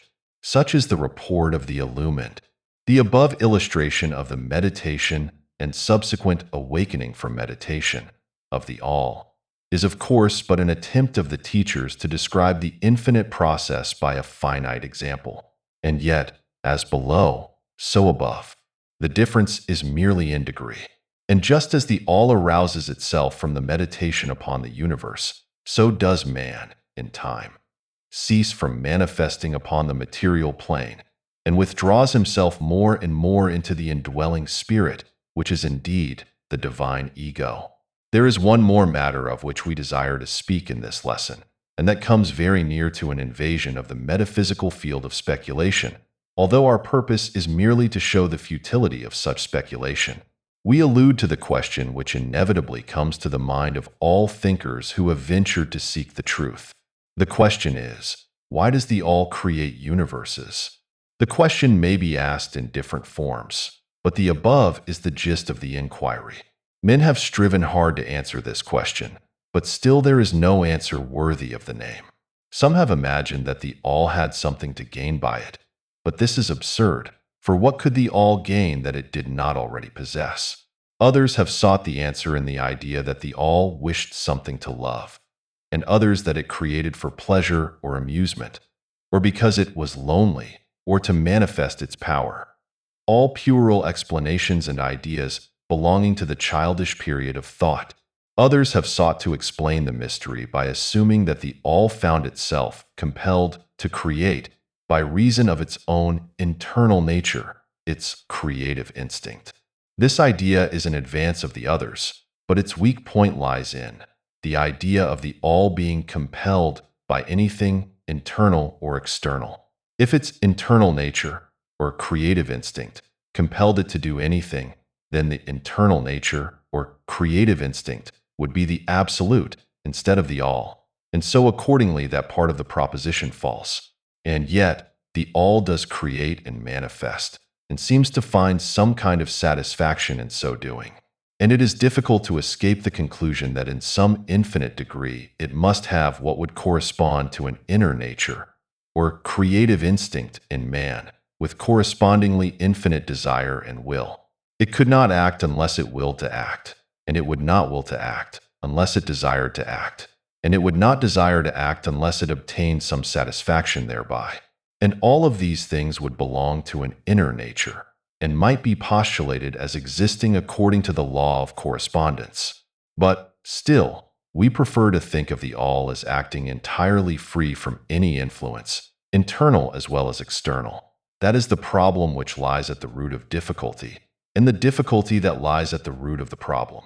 Strictly speaking, there cannot be said to be any reason whatsoever for the all to act, for a reason implies a cause, and the all is above cause and effect, except when it wills to become a cause, at which time the principle is set into motion. So, you see, the matter is unthinkable, just as the all is unknowable. Just as we say the all merely is, so we are compelled to say that the all acts because it acts. At the last, the all is all reason in itself, all law in itself, all action in itself, and it may be said, truthfully, that the all is its own reason, its own law, its own act, or still further, that the all, its reason, its act, is law, are one, all being names for the same thing. In the opinion of those who are giving you these present lessons, the answer is locked up in the inner self of the all, along with its secret of being. The law of correspondence, in our opinion, reaches only to that aspect of the all, which may be spoken of as the aspect of becoming. Back of that aspect is the aspect of being, in which all laws are lost in law. All principles merge into principle, and the all, principle, and being are identical, one and the same. Therefore, metaphysical speculation on this point is futile. We go into the matter here merely to show that we recognize the question, and also the absurdity of the ordinary answers of metaphysics and theology. In conclusion, it may be of interest to our students to learn that while some of the ancient and modern Hermetic teachers have rather inclined in the direction of applying the principle of correspondence to the question, with the result of the inner nature conclusion, Still, the legends have it that Hermes the Great, when asked this question by his advanced students, answered them by pressing his lips tightly together and saying not a word, indicating that there was no answer. But then, he may have intended to apply the axiom of his philosophy, that the lips of wisdom are closed, except to the ears of understanding, believing that even his advanced students did not possess the understanding which entitled them to the teaching. At any rate, if Hermes possessed the secret, he failed to impart it, and so far as the world is concerned, the lips of Hermes are closed regarding it. And where the great Hermes hesitated to speak, what mortal may dare to teach? But remember that whatever be the answer to this problem, if indeed there be an answer, the truth remains that, while all is in the all, it is equally true that the all is in all. The teaching on this point is emphatic, and we may add the concluding words of the quotation. To him who truly understands this truth hath come great knowledge. Chapter 8. The Planes of Correspondence. As above, so below. As below, so above. The Kybalion. The great second Hermetic principle embodies the truth that there is a harmony, agreement, and correspondence between the several planes of manifestation, life, and being. This truth is a truth because all that is included in the universe emanates from the same source, and the same laws, principles, and characteristics apply to each unit, or combination of units of activity, as each manifests its own phenomena upon its own plane. For the purpose of convenience of thought and study, the Hermetic philosophy considers that the universe may be divided into three great classes of phenomena, known as the three great planes, namely, 1. The great physical plane. 2. The great mental plane. 3. The great spiritual plane. These divisions are more or less artificial and arbitrary, for the truth is that all of the three divisions are but ascending degrees of the great scale of life, the lowest point of which is undifferentiated matter, and the highest point that of spirit. And, moreover, the different planes shade into each other, so that no hard and fast division may be made between the higher phenomena of the physical and the lower of the mental, or between the higher of the mental and the lower of the physical. In short, the three great planes may be regarded as three great groups of degrees of life manifestation. While the purposes of this little book do not allow us to enter into an extended discussion of, or explanation of, the subject of these different planes, still we think it well to give a general description of the same at this point. At the beginning, we may as well consider the question so often asked by the neophyte, who desires to be informed regarding the meaning of the word plane, which term has been very freely used and very poorly explained in many recent works upon the subject of occultism. The question is generally about as follows. Is a plane a place having dimensions, or is it merely a condition or state? We answer, no, not a place nor ordinary dimension of space, and yet more than a state or condition. It may be considered as a state or condition, and yet the state or condition is a degree of dimension in a scale subject to measurement. Somewhat paradoxical, is it not? But let us examine the matter. A dimension, you know, is a measure in a straight line, relating to measure, etc. The ordinary dimensions of space are length, breadth, and height, or perhaps length, breadth, height, thickness, or circumference. But there is another dimension of created things, or measure in a straight line, known to occultists and to scientists as well, although the latter have not as yet applied the term dimension to it, and this new dimension, which, by the way, is the much speculated about fourth dimension, is the standard used in determining the degrees or planes. This fourth dimension may be called the dimension of vibration. It is a fact well known to modern science, as well as to the Hermetists who have embodied the truth in their third Hermetic principle that everything is in motion, everything vibrates, nothing is at rest. From the highest manifestation to the lowest, everything and all things vibrate. Not only do they vibrate at different rates of motion, but as in different directions and in a different manner. The degrees of the rate of vibrations constitute the degrees of measurement on the scale of vibrations, in other words, the degrees of the fourth dimension. And these degrees form what occultists call planes. The higher the degree of rate of vibration, the higher the plane, and the higher the manifestation of life occupying that plane. So that while a plane is not a place, nor yet a state or condition, yet it possesses qualities common to both. We shall have more to say regarding the subject of the scale of vibrations in our next lessons, in which we shall consider the Hermetic principle of vibration. You will kindly remember, however, that the three great planes are not actual divisions of the phenomena of the universe, but merely arbitrary terms used by the Hermetists in order to aid in the thought and study of the various degrees and forms of universal activity and life. The atom of matter, the unit of force, the mind of man, and the being of the archangel are all but degrees in one scale, and all fundamentally the same. The difference between solely a matter of degree and rate of vibration. All are creations of the All, and have their existence solely within the infinite mind of the All, into 7 minor planes, and each of these latter are also subdivided into 7 subplanes, all divisions being more or less arbitrary, shading into each other, and adopted merely for convenience of scientific study and thought. The great physical plane, and its 7 minor planes, is that division of the phenomena of the universe which includes all that relates to physics or material things, forces, and manifestations. It includes all forms of that which we call matter, and all forms of that which we call energy or force. But you must remember that the Hermetic philosophy does not recognize matter as a thing in itself, or as having a separate existence even in the mind of the All. The teachings are that matter is but a form of energy, that is, energy at a low rate of vibrations of a certain kind. And accordingly the Hermetists classify matter under the head of energy, and give to it 3 of the 7 minor planes of the great physical plane. These 7 minor physical planes are as follows. 1. The plane of matter, A. 2. The plane of matter, B. 3. The plane of matter, C. 4. The plane of ethereal substance. 5.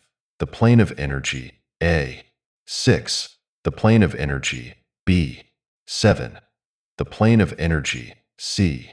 The plane of matter, A, comprises the forms of matter in its form of solids, liquids, and gases, as generally recognized by the textbooks on physics. The plane of matter, B, comprises certain higher and more subtle forms of matter of the existence of which modern science is but now recognizing, the phenomena of radiant matter, in its phases of radium, etc., belonging to the lower subdivision of this minor plane. The plane of matter, C, comprises forms of the most subtle and tenuous matter, the existence of which is not suspected by ordinary scientists. The plane of ethereal substance comprises that which science speaks of as the ether, a substance of extreme tenuity and elasticity, pervading all universal space, and acting as a medium for the transmission of waves of energy, such as light, heat, electricity, etc. This ethereal substance forms a connecting link between matter, so-called, and energy, and partakes of the nature of each. The Hermetic teachings, however, instruct that this plane has 7 subdivisions, as have all of the minor planes, and that in fact there are 7 ethers instead of but 1. Next above the plane of ethereal substance comes the plane of energy, A, which comprises the ordinary forms of energy known to science, its 7 subplanes being, respectively, heat, light, magnetism, electricity, and attraction, including gravitation, cohesion, chemical affinity, etc., and several other forms of energy indicated by scientific experiments, but not as yet named or classified.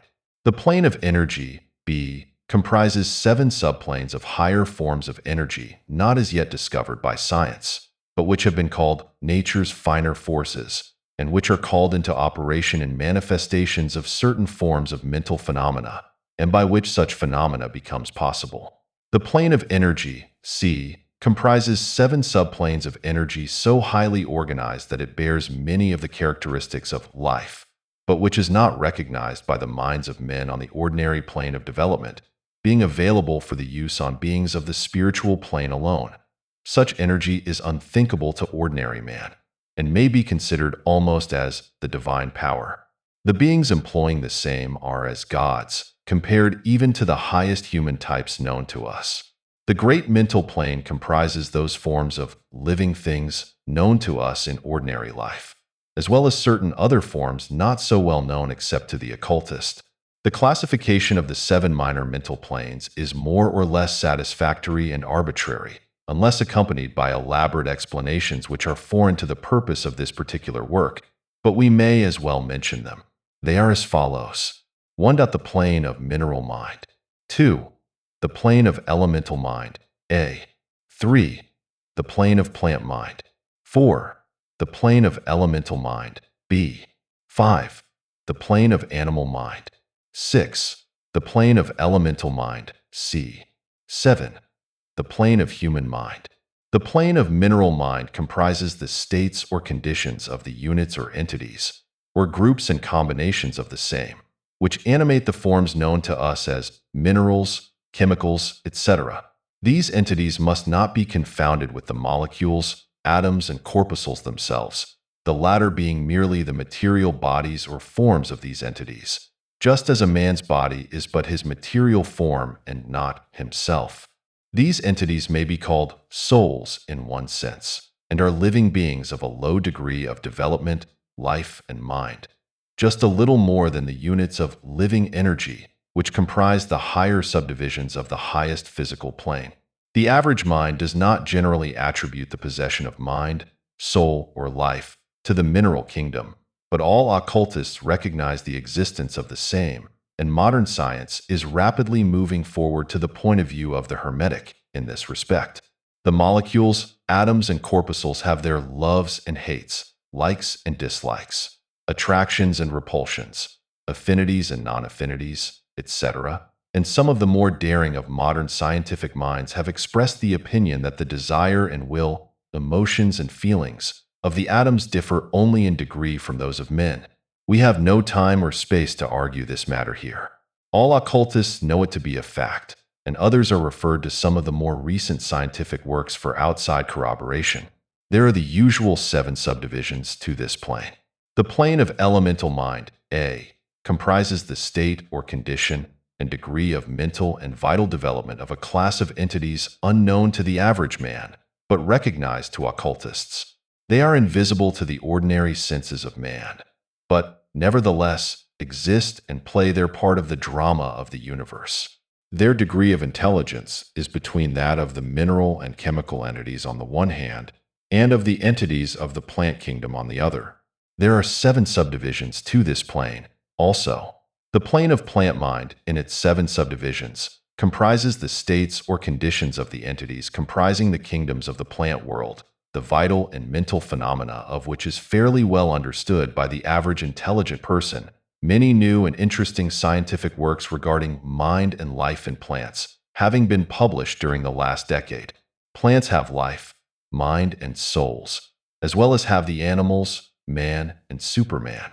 The plane of elemental mind, B, in its 7 subdivisions, comprises the states and conditions of a higher form of elemental or unseen entities, playing their part in the general work of the universe, the mind and life of which form a part of the scale between the plane of plant mind and the plane of animal mind, the entities partaking of the nature of both.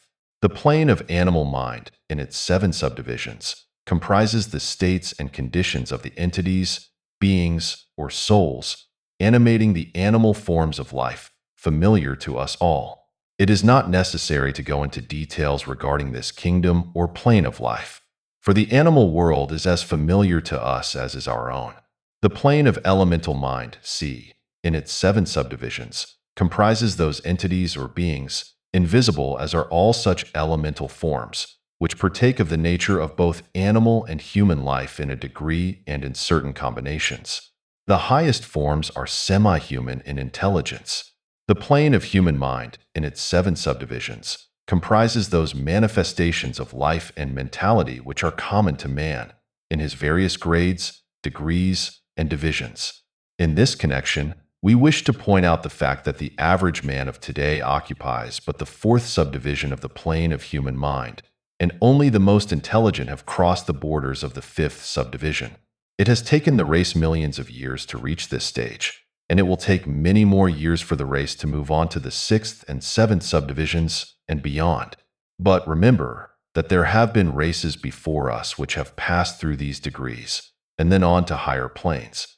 Our own race is the fifth, with stragglers from the fourth, which has set foot upon the path.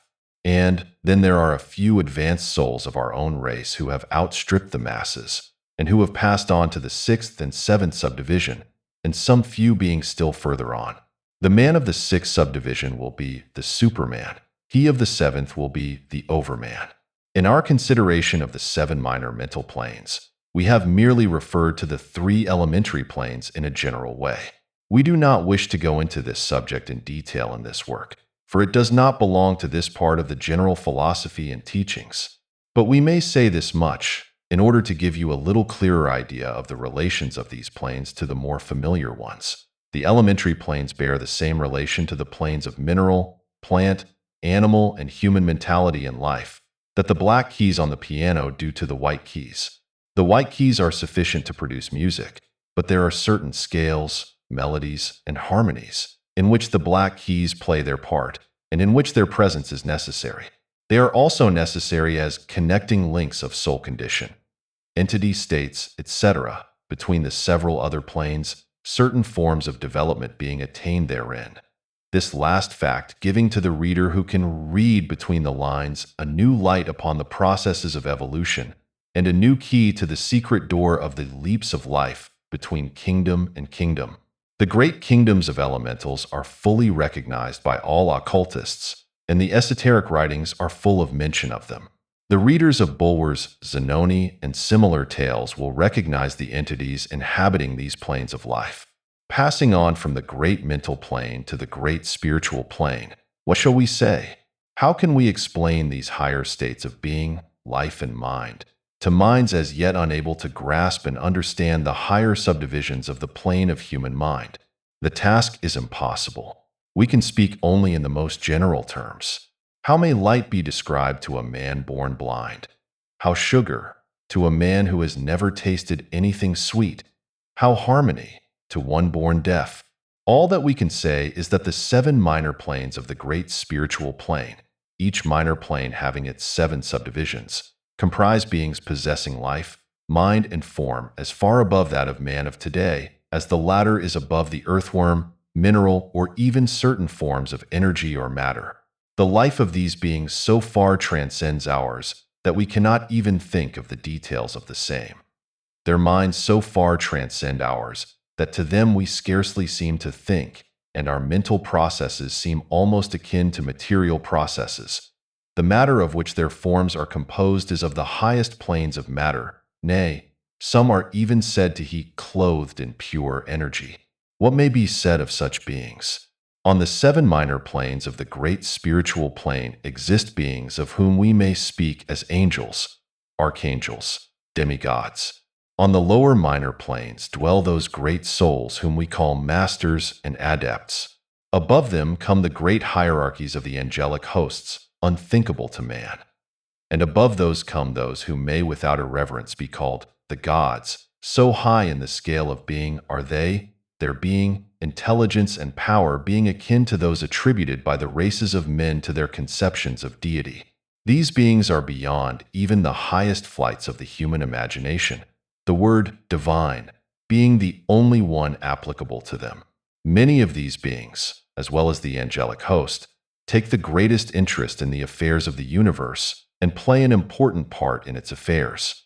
These unseen divinities and angelic helpers extend their influence freely and powerfully in the process of evolution and cosmic progress. Their occasional intervention and assistance in human affairs have led to the many legends, beliefs, religions, and traditions of the race, past and present. They have superimposed their knowledge and power upon the world again and again, all under the law of the all, of course. But yet, even the highest of these advanced beings exist merely as creations of and in the mind of the all, and are subject to the cosmic processes and universal laws. They are still mortal. We may call them gods if we like, but still they are but the elder brethren of the race, the advanced souls who have outstripped their brethren, and who have foregone the ecstasy of absorption by the all, in order to help the race on its upward journey along the path. But they belong to the universe and are subject to its conditions. They are mortal, and their plane is below that of the absolute spirit. Only the most advanced Hermetists are able to grasp the inner teachings regarding the state of existence and the powers manifested on the spiritual planes. The phenomena is so much higher than that of the mental planes that a confusion of ideas would surely result from an attempt to describe the same. Only those whose minds have been carefully trained along the lines of the Hermetic philosophy for years, yes, those who have brought with them from other incarnations the knowledge acquired previously, can comprehend just what is meant by the teaching regarding these spiritual planes. And much of these inner teachings is held by the Hermetists as being too sacred, important, and even dangerous for general public dissemination. The intelligent student may recognize what we mean by this when we state that the meaning of spirit, as used by the Hermetists, is akin to living power, animated force, inner essence, essence of life, etc., which meaning must not be confounded with that usually and commonly employed in connection with the term, i.e., religious, ecclesiastical, spiritual, ethereal, holy, etc., etc. To occultists, the word spirit is used in the sense of the animating principle, carrying with it the idea of power, living energy, mystic force, etc. And occultists know that that which is known to them as spiritual power may be employed for evil as well as good ends, in accordance with the principle of polarity, a fact which has been recognized by the majority of religions in their conceptions of Satan, Beelzebub, the devil, Lucifer, fallen angels, etc.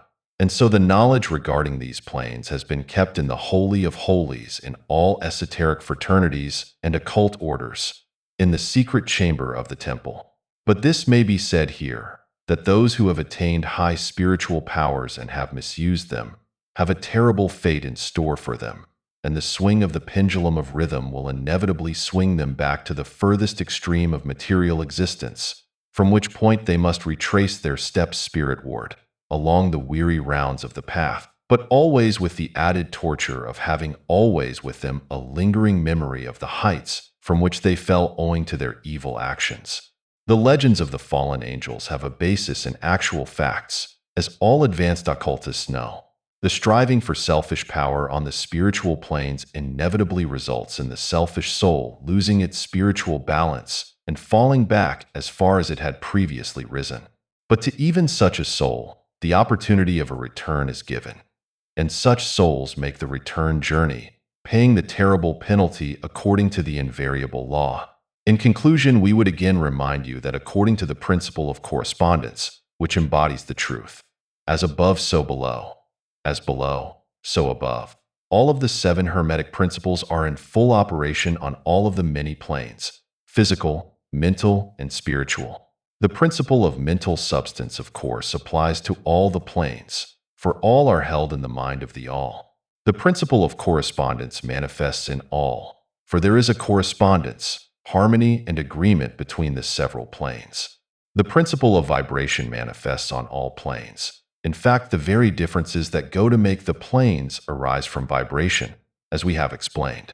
The principle of polarity manifests on each plane, the extremes of the poles being apparently opposite and contradictory.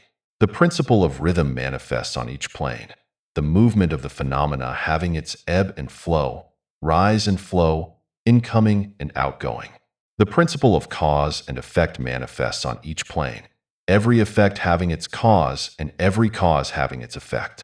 The principle of gender manifests on each plane, the creative energy being always manifest and operating along the lines of its masculine and feminine aspects. As above, so below. As below, so above. This centuries-old Hermetic axiom embodies one of the great principles of universal phenomena.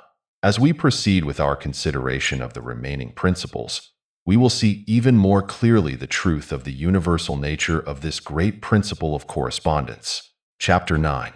Vibration.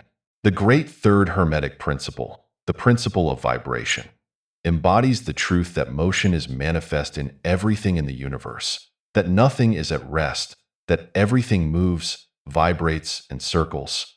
This Hermetic principle was recognized by some of the early Greek philosophers who embodied it in their systems. But then, For centuries, it was lost sight of by the thinkers outside of the Hermetic ranks. But in the 19th century, physical science rediscovered the truth, and the 20th century scientific discoveries have added additional proof of the correctness and truth of this centuries-old Hermetic doctrine. The Hermetic teachings are that not only is everything in constant movement and vibration, but that the differences between the various manifestations of the universal power are due entirely to the varying rate and mode of vibrations. Not only this, but that even the all, in itself, manifests a constant vibration of such an infinite degree of intensity and rapid motion that it may be practically considered as at rest, the teachers directing the attention of the students to the fact that even on the physical plane a rapidly moving object, such as a revolving wheel, seems to be at rest. The teachings are to the effect that spirit is at one end of the pole of vibration, the other pole being certain extremely gross forms of matter. Between these two poles are millions upon millions of different rates and modes of vibration. Modern science has proven that all that we call matter and energy are but modes of vibratory motion, and some of the more advanced scientists are rapidly moving toward the positions of the occultists who hold that the phenomena of mind are likewise modes of vibration or motion. Let us see what science has to say regarding the question of vibrations in matter and energy. In the first place, science teaches that all matter manifests, to some degree, the vibrations arising from temperature or heat, be an object cold or hot, both being but degrees of the same things. It manifests certain heat vibrations, and in that sense is in motion and vibration. Then all particles of matter are in circular movement, from corpuscles to suns.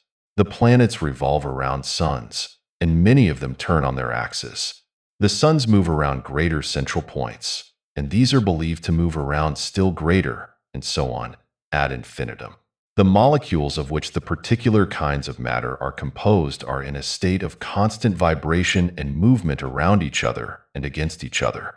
The molecules are composed of atoms, which, likewise, are in a state of constant movement and vibration.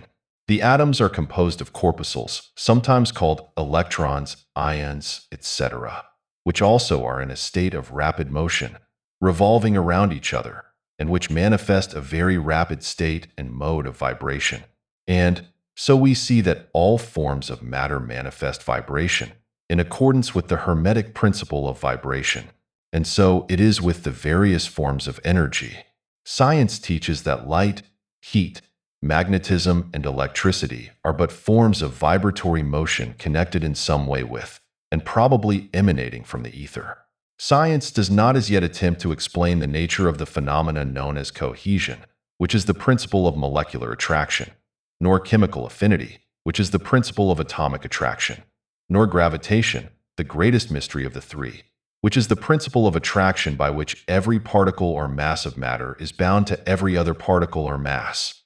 These three forms of energy are not as yet understood by science. Yet the writers incline to the opinion that these two are manifestations of some form of vibratory energy, a fact which the Hermetists have held and taught for ages past.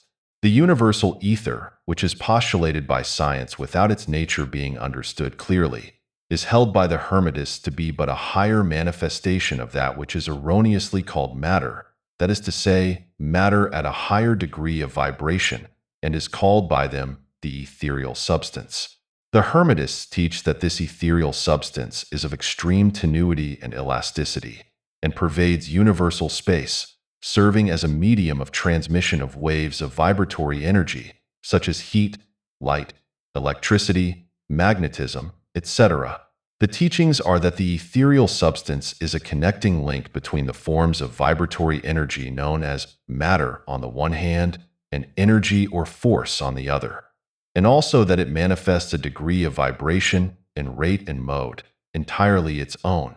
Scientists have offered the illustration of a rapidly moving wheel, top, or cylinder to show the effects of increasing rates of vibration.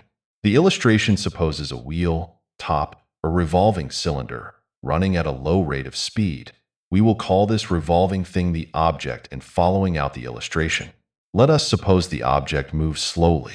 It may be seen readily, but no sound of its movement reaches the ear. The speed is gradually increasing. In a few moments, its movement becomes so rapid that a deep growl or low note may be heard. Then, as the rate is increased, the note rises one in the musical scale. Then, the motion being still further increased, the next highest note is distinguished. Then, one after another, all the notes of the musical scale appear, rising higher and higher as the motion is increased. Finally, when the motions have reached a certain rate, the final note, perceptible to human ears, is reached, and the shrill, piercing shriek dies away, and silence follows. No sound is heard from the revolving object, the rate of motion being so high that the human ear cannot register the vibrations. Then comes the perception of rising degrees of heat. Then, after quite a time, the eye catches a glimpse of the object, becoming a dull, dark reddish color. As the rate increases, the red becomes brighter. Then, as the speed is increased, the red melts into an orange. Then the orange melts into a yellow. Then follow, successively, the shades of green, blue, indigo, and finally violet, as the rate of speed increases. Then the violet shades away, and all color disappears, the human eye not being able to register them. But there are invisible rays emanating from the revolving object, the rays that are used in photographing and other subtle rays of light. Then begin to manifest the peculiar rays known as the X-rays, etc. As the constitution of the object changes, electricity and magnetism are emitted when the appropriate rate of vibration is attained. When the object reaches a certain rate of vibration, its molecules disintegrate and resolve themselves into the original elements or atoms. Then the atoms, following the principle of vibration, are separated into the countless corpuscles of which they are composed. And finally, even the corpuscles disappear, and the object may be said to be composed of the ethereal substance. Science does not dare to follow the illustration further, but the Hermetists teach that if the vibrations be continually increased, the object would mount up the successive states of manifestation, and would in turn manifest the various mental stages, and then on spirit ward, until it would finally re-enter the All, which is absolute spirit. The object, however, would have ceased to be an object long before the stage of ethereal substance was reached. But otherwise the illustration is correct inasmuch as it shows the effect of constantly increased rates and modes of vibration. It must be remembered in the above illustration that at the stages at which the object throws off vibrations of light, heat, etc., it is not actually resolved into those forms of energy which are much higher in the scale, but simply that it reaches a degree of vibration in which those forms of energy are liberated in a degree from the confining influences of its molecules, atoms, and corpuscles, as the case may be. These forms of energy, although much higher in the scale than matter, are imprisoned and confined in the material combinations by reason of the energies manifesting through and using material forms, but thus becoming entangled and confined in their creations of material forms, which, to an extent, is true of all creations, the creating force becoming involved in its creation. But the Hermetic teachings go much further than do those of modern science. They teach that all manifestation of thought, emotion, reason, will, or desire, or any mental state or condition, are accompanied by vibrations, a portion of which are thrown off and which tend to affect the minds of other persons by induction. This is the principle which produces the phenomena of telepathy, mental influence, and other forms of the action and power of mind over mind, with which the general public is rapidly becoming acquainted, owing to the wide dissemination of occult knowledge by the various schools, cults, and teachers along these lines at this time. Every thought, emotion, or mental state has its corresponding rate and mode of vibration, and by an effort of the will of the person, or of other persons, these mental states may be reproduced, just as a musical tone may be reproduced by causing an instrument to vibrate at a certain rate, just as color may be reproduced in the same way. By a knowledge of the principle of vibration, as applied to mental phenomena, one may polarize his mind at any degree he wishes, thus gaining a perfect control over his mental states, moods, etc. In the same way, he may affect the minds of others, producing the desired mental states in them. In short, he may be able to produce on the mental plane that which science produces on the physical plane, namely vibrations at will. This power, of course, may be acquired only by the proper instruction, exercises, practice, etc., the science being that of mental transmutation, one of the branches of the Hermetic art.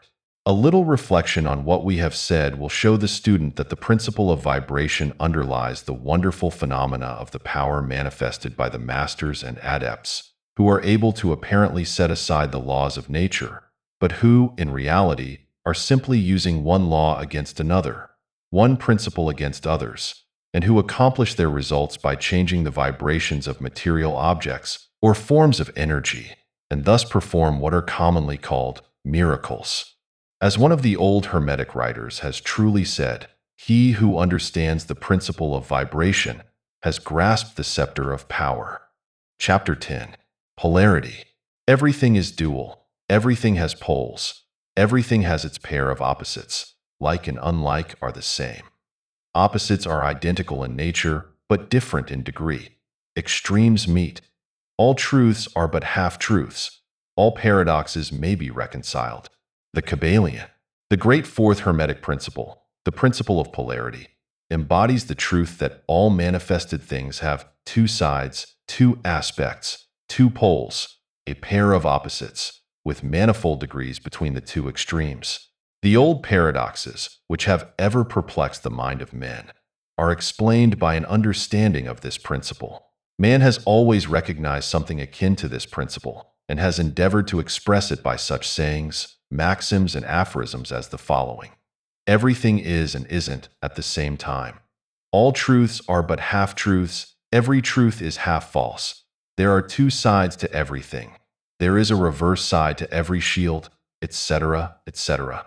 The Hermetic teachings are to the effect that the difference between things seemingly diametrically opposed to each other is merely a matter of degree. It teaches that the pairs of opposites may be reconciled, and that thesis and antithesis, the universal reconciliation of opposites, is effected by a recognition of this principle of polarity. The teachers claim that illustrations of this principle may be had on every hand, and from an examination into the real nature of anything. They begin by showing that spirit and matter are but the two poles of the same thing, the intermediate planes being merely degrees of vibration. They show that the all and the many are the same, the difference being merely a matter of degree of mental manifestation. Thus, the law and laws are the two opposite poles of one thing. Likewise, principle and principles, infinite mind and finite minds. Then passing on to the physical plane, they illustrate the principle by showing that heat and cold are identical in nature, the differences being merely a matter of degrees. The thermometer shows many degrees of temperature, the lowest pole being called cold, and the highest heat. Between these two poles are many degrees of heat or cold. Call them either and you are equally correct. The higher of 2 degrees is always warmer, while the lower is always colder. There is no absolute standard. All is a matter of degree. There is no place on the thermometer where heat ceases and cold begins. It is all a matter of higher or lower vibrations. The very terms high and low, which we are compelled to use, are but poles of the same thing. The terms are relative. So with east and west, travel around the world in an eastward direction, and you reach a point which is called west at your starting point, and you return from that westward point. Travel far enough north, and you will find yourself traveling south, or vice versa. Light and darkness are poles of the same thing, with many degrees between them. The musical scale is the same. Starting with C, you move upward until you reach another C, and so on. The differences between the two ends of the board being the same, with many degrees between the two extremes. The scale of color is the same, higher and lower vibrations being the only difference between high violet and low red. Large and small are relative. So are noise and quiet. Hard and soft follow the rule. Likewise, sharp and dull. Positive and negative are two poles of the same thing, with countless degrees between them. Good and bad are not absolute. We call one end of the scale good and the other bad, or one end good and the other evil, according to the use of the terms. A thing is less good than the thing higher in the scale, but that less good thing, in turn, is more good than the thing next below it, and so on. the more or less being regulated by the position on the scale. And so it is on the mental plane.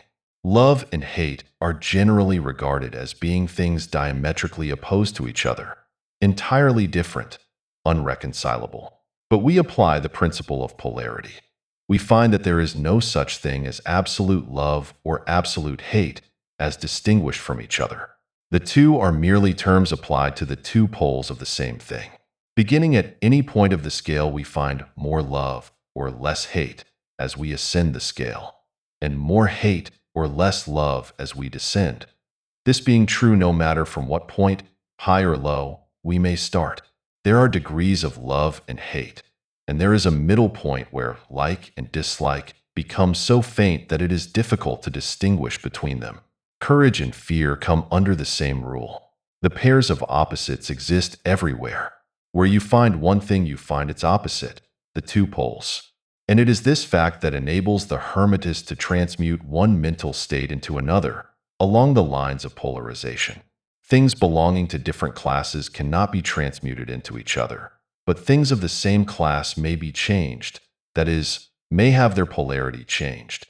Thus, love never becomes east or west, or red or violet, but it may and often does turn into hate, and likewise hate may be transformed into love by changing its polarity.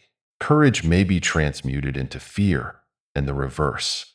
Hard things may be rendered soft, dull things become sharp, hot things become cold, and so on, the transmutation always being between things of the same kind of different degrees. Take the case of a fearful man. By raising his mental vibrations along the line of fear-courage, he can be filled with the highest degree of courage and fearlessness. And, likewise, the slothful man may change himself into an active, energetic individual simply by polarizing along the lines of the desired quality. The student who is familiar with the processes by which the various schools of mental science, etc., produce changes in the mental states of those following their teachings may not readily understand the principle underlying many of these changes. When, however, the principle of polarity is once grasped, and it is seen that the mental changes are occasioned by a change of polarity, a sliding along the same scale, the matter is more readily understood. The change is not in the nature of a transmutation of one thing into another thing entirely different, but is merely a change of degree in the same things, of vastly important difference. For instance, borrowing an analogy from the physical plane, it is impossible to change heat into sharpness, loudness, highness, etc., but heat may readily be transmuted into cold, simply by lowering the vibrations.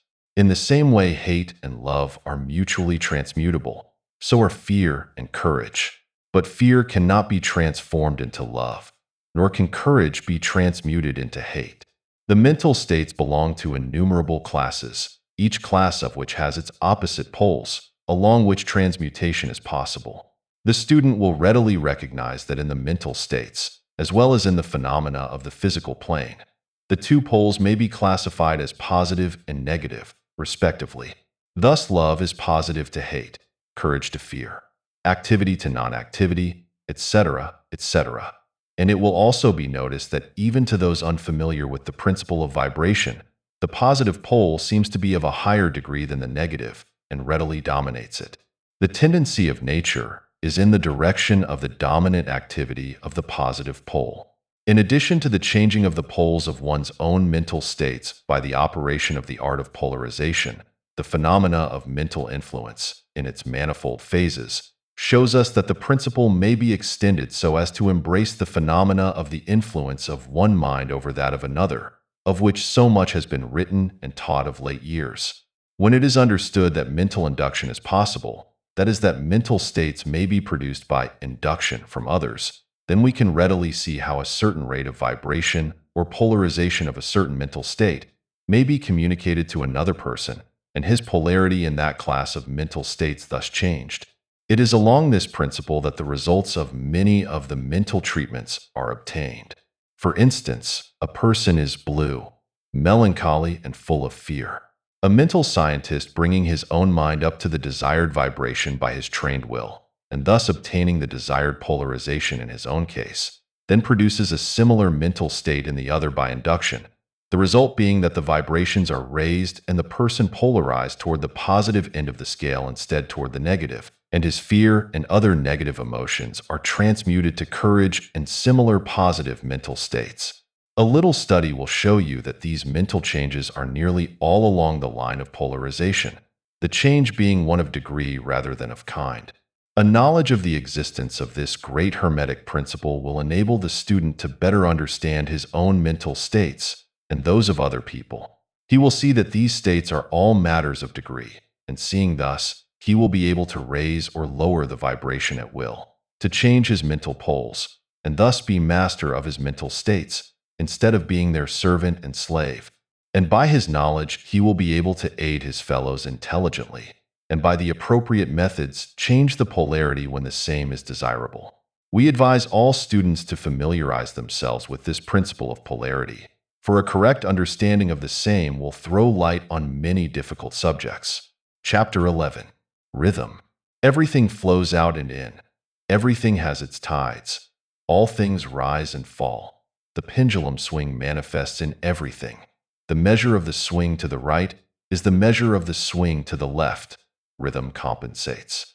The Kybalion, the great fifth Hermetic principle, the principle of rhythm, embodies the truth that in everything there is manifested a measured motion, a to and from movement, a flow and inflow, a swing forward and backward, a pendulum-like movement, a tide-like ebb and flow, a high tide and a low tide, between the two poles manifest on the physical, mental, or spiritual planes. The principle of rhythm is closely connected with the principle of polarity described in the preceding chapter. Rhythm manifests between the two poles established by the principle of polarity. This does not mean, however, that the pendulum of rhythm swings to the extreme poles, for this rarely happens. In fact, it is difficult to establish the extreme polar opposites in the majority of cases. But the swing is ever toward, first one pole and then the other. There is always an action and reaction, an advance and a retreat, a rising and a sinking, manifested in all of the airs and phenomena of the universe. Suns, worlds, men, animals, plants, minerals, forces, energy, mind and matter, yes, even spirit, manifest this principle.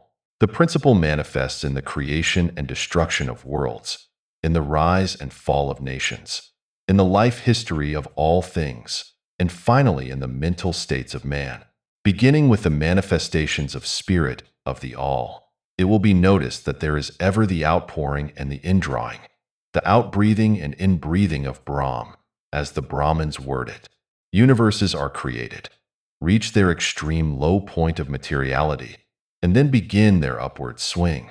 Suns spring into being, and then their height of power being reached, the process of retrogression begins, and after eons they become dead masses of matter, awaiting another impulse which starts again their inner energies into activity, and a new solar life cycle is begun. And thus it is with all the worlds. They are born, grow, and die, only to be reborn. And thus it is with all the things of shape and form. They swing from action to reaction, from birth to death, from activity to inactivity, and then back again. Thus it is with all living things. They are born, grow, and die, and then are reborn. So it is with all great movements, philosophies, creeds, fashions, governments, nations, and all else: birth, growth, maturity, decadence, death, and then new birth.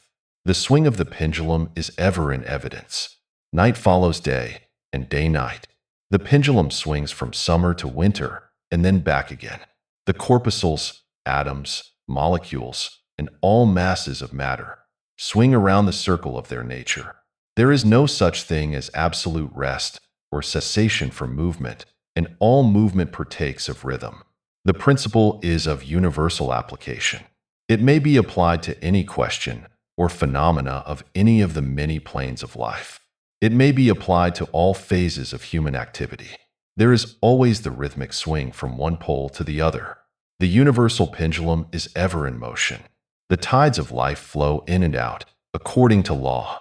The principle of rhythm is well understood by modern science, and is considered a universal law as applied to material things. But the Hermetists carry the principle much further and know that its manifestations and influence extend to the mental activities of man, and that it accounts for the bewildering succession of moods, feelings, and other annoying and perplexing changes that we notice in ourselves. But the Hermetists, by studying the operations of this principle, have learned to escape some of its activities by transmutation. The Hermetic masters long since discovered that while the principle of rhythm was invariable and ever in evidence in mental phenomena, still there were two planes of its manifestation so far as mental phenomena are concerned. They discovered that there were two general planes of consciousness, the lower and the higher, the understanding of which fact enabled them to rise to the higher plane and thus escape the swing of the rhythmic pendulum which manifested on the lower plane. In other words, the swing of the pendulum occurred on the unconscious plane, and the consciousness was not affected. This they call the law of neutralization. Its operations consist in the raising of the ego above the vibrations of the unconscious plane of mental activity, so that the negative swing of the pendulum is not manifested in consciousness, and therefore they are not affected. It is akin to rising above a thing and letting it pass beneath you. The Hermetic master, or advanced student, polarizes himself at the desired pole, and by a process akin to refusing to participate in the backward swing, or, if you prefer, a denial of its influence over him, he stands firm in his polarized position and allows the mental pendulum to swing back along the unconscious plane. All individuals who have attained any degree of self-mastery accomplish this, more or less unknowingly, and by refusing to allow their moods and negative mental states to affect them, they apply the law of neutralization. The master, however, carries this to a much higher degree of proficiency, and by the use of his will he attains a degree of poise and mental firmness almost impossible of belief on the part of those who allow themselves to be swung backward and forward by the mental pendulum of moods and feelings. The importance of this will be appreciated by any thinking person who realizes what creatures of moods, feelings, and emotion the majority of people are, and how little mastery of themselves they manifest. If you will stop and consider a moment, you will realize how much these swings of rhythm have affected you in your life. How a period of enthusiasm has been invariably followed by an opposite feeling and mood of depression. Likewise, your moods and periods of courage have been succeeded by equal moods of fear. And so it has ever been with the majority of persons. Tides of feeling have ever risen and fallen with them, but they have never suspected the cause or reason of the mental phenomena. An understanding of the workings of this principle will give one the key to the mastery of these rhythmic swings of feeling, and will enable him to know himself better and to avoid being carried away by these inflows and outflows. The will is superior to the conscious manifestation of this principle, although the principle itself can never be destroyed. We may escape its effects, but the principle operates, nevertheless. The pendulum ever swings, although we may escape being carried along with it. There are other features of the operation of this principle of rhythm of which we wish to speak at this point. There comes into its operations that which is known as the law of compensation. One of the definitions or meanings of the word compensate is to counterbalance, which is the sense in which the Hermetists use the term.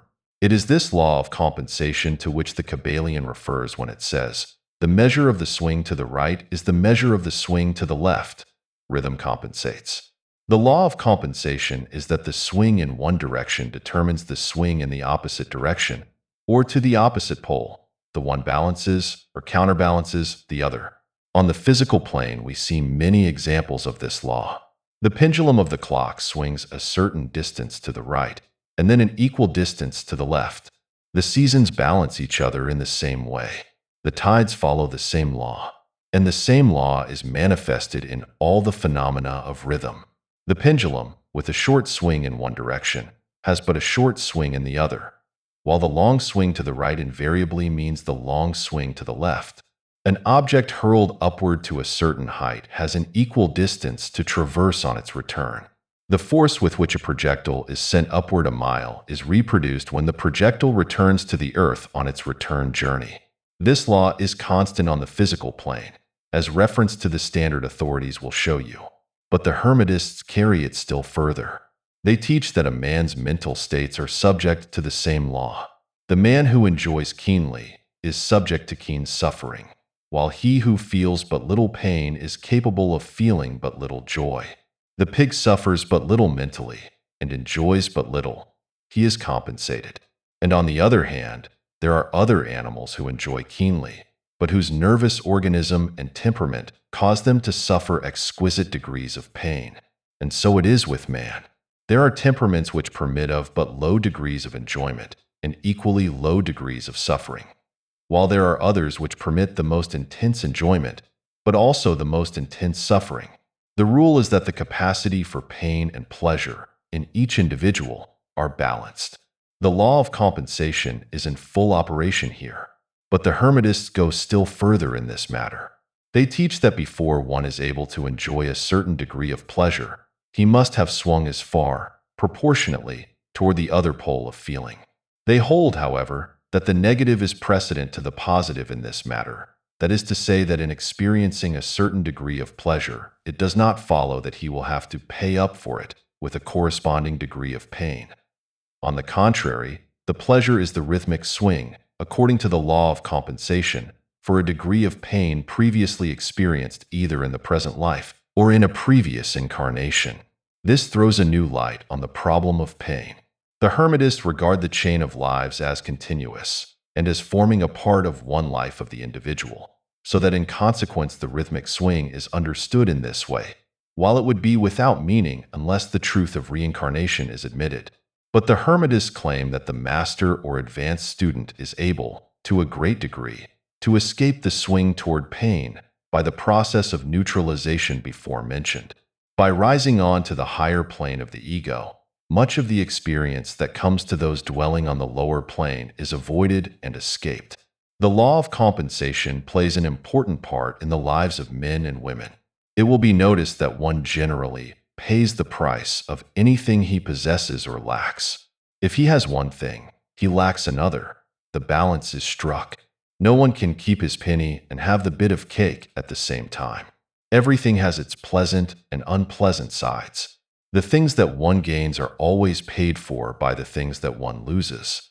The rich possess much that the poor lack, while the poor often possess things that are beyond the reach of the rich. The millionaire may have the inclination toward feasting, and the wealth wherewith to secure all the dainties and luxuries of the table, while he lacks the appetite to enjoy the same. He envies the appetite and digestion of the laborer, who lacks the wealth and inclinations of the millionaire, and who gets more pleasure from his plain food than the millionaire could obtain even if his appetite were not jaded, nor his digestion ruined, for the wants, habits, and inclinations differ. And so it is through life. The law of compensation is ever in operation, striving to balance and counterbalance, and always succeeding in time. Even though several lives may be required for the return swing of the pendulum of rhythm. Chapter 12. Causation. Every cause has its effect. Every effect has its cause. Everything happens according to law. Chance is but a name for law not recognized. There are many planes of causation, but nothing escapes the law. The Kybalion. The great sixth Hermetic principle, the principle of cause and effect, embodies the truth that law pervades the universe, that nothing happens by chance, that chance is merely a term indicating cause existing but not recognized or perceived, that phenomena is continuous, without break or exception.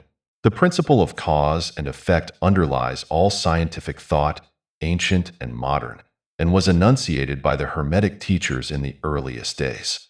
While many and varied disputes between the many schools of thought have since arisen, these disputes have been principally upon the details of the operations of the principle, and still more often upon the meaning of certain words. The underlying principle of cause and effect has been accepted as correct by practically all the thinkers of the world worthy of the name.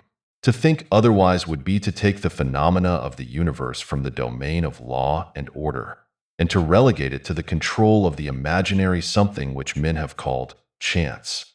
A little consideration will show anyone that there is in reality no such thing as pure chance. Webster defines the word chance as follows: a supposed agent or mode of activity other than a force, law, or purpose, the operation or activity of such agent, the supposed effect of such an agent, a happening, fortuity, casualty, etc., but a little consideration will show you that there can be no such agent as chance in the sense of something outside of law, something outside of cause and effect. How could there be a something acting in the phenomenal universe, independent of the laws, order, and continuity of the latter? Such a something would be entirely independent of the orderly trend of the universe, and therefore superior to it. We can imagine nothing outside of the all being outside of the law, and that only because the all is the law in itself. There is no room in the universe for a something outside of and independent of law. The existence of such a something would render all natural laws ineffective, and would plunge the universe into chaotic disorder and lawlessness. A careful examination will show that what we call chance is merely an expression relating to obscure causes, causes that we cannot perceive, causes that we cannot understand. The word chance is derived from a word meaning to fall, as the falling of dice. The idea being that the fall of the dice, and many other happenings, are merely a happening unrelated to any cause. And this is the sense in which the term is generally employed. But when the matter is closely examined, it is seen that there is no chance whatsoever about the fall of the dice. Each time a die falls and displays a certain number, it obeys a law as infallible as that which governs the revolution of the planets around the sun. Back of the fall of the die are causes, or chains of causes, running back further than the mind can follow. The position of the die in the box, the amount of muscular energy expended in the throw, the condition of the table, etc., etc., all are causes, the effect of which may be seen. But back of these seen causes there are chains of unseen preceding causes, all of which had a bearing upon the number of the die which fell uppermost. If a die be cast a great number of times, it will be found that the numbers shown will be about equal. That is, there will be an equal number of one spot, two spot, etc., coming uppermost. Toss a penny in the air, and it may come down either heads or tails. But make a sufficient number of tosses, and the heads and tails will about even up. This is the operation of the law of average. But both the average and the single toss come under the law of cause and effect, and if we were able to examine into the preceding causes, it would be clearly seen that it was simply impossible for the die to fall other than it did, under the same circumstances and at the same time. Given the same causes, the same results will follow. There is always a cause and a because to every event. Nothing ever happens without a cause, or rather a chain of causes. Some confusion has arisen in the minds of persons considering this principle, from the fact that they were unable to explain how one thing could cause another thing, that is, be the creator of the second thing. As a matter of fact, no thing ever causes or creates another thing. Cause and effect deals merely with events. An event is that which comes, arrives, or happens as a result or consequent of some preceding event. No event creates another event, but is merely a preceding link in the great orderly chain of events flowing from the creative energy of the all. There is a continuity between all events precedent, consequent, and subsequent.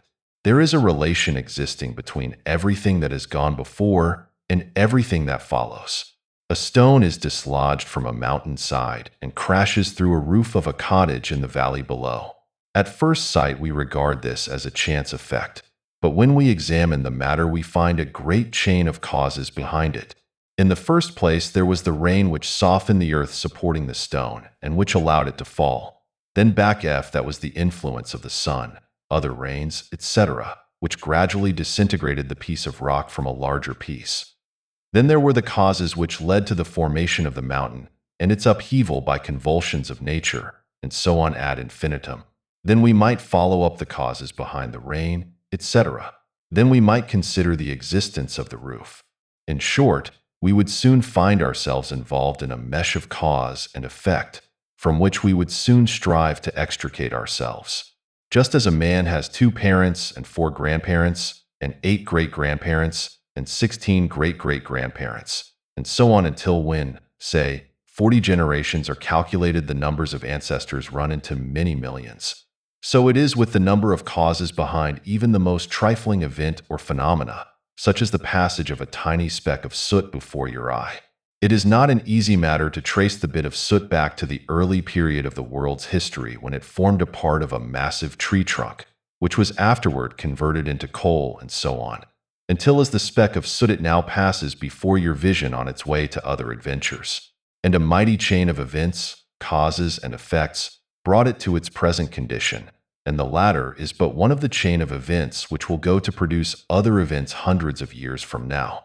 One of the series of events arising from the tiny bit of soot was the writing of these lines, which caused the typesetter to perform certain work, the proofreader to do likewise, and which will arouse certain thoughts in your mind, and that of others, which in turn will affect others, and so on and on and on, beyond the ability of man to think further, and all from the passage of a tiny bit of soot, all of which shows the relativity and association of things, and the further fact that there is no great, there is no small, in the mind that causeth all.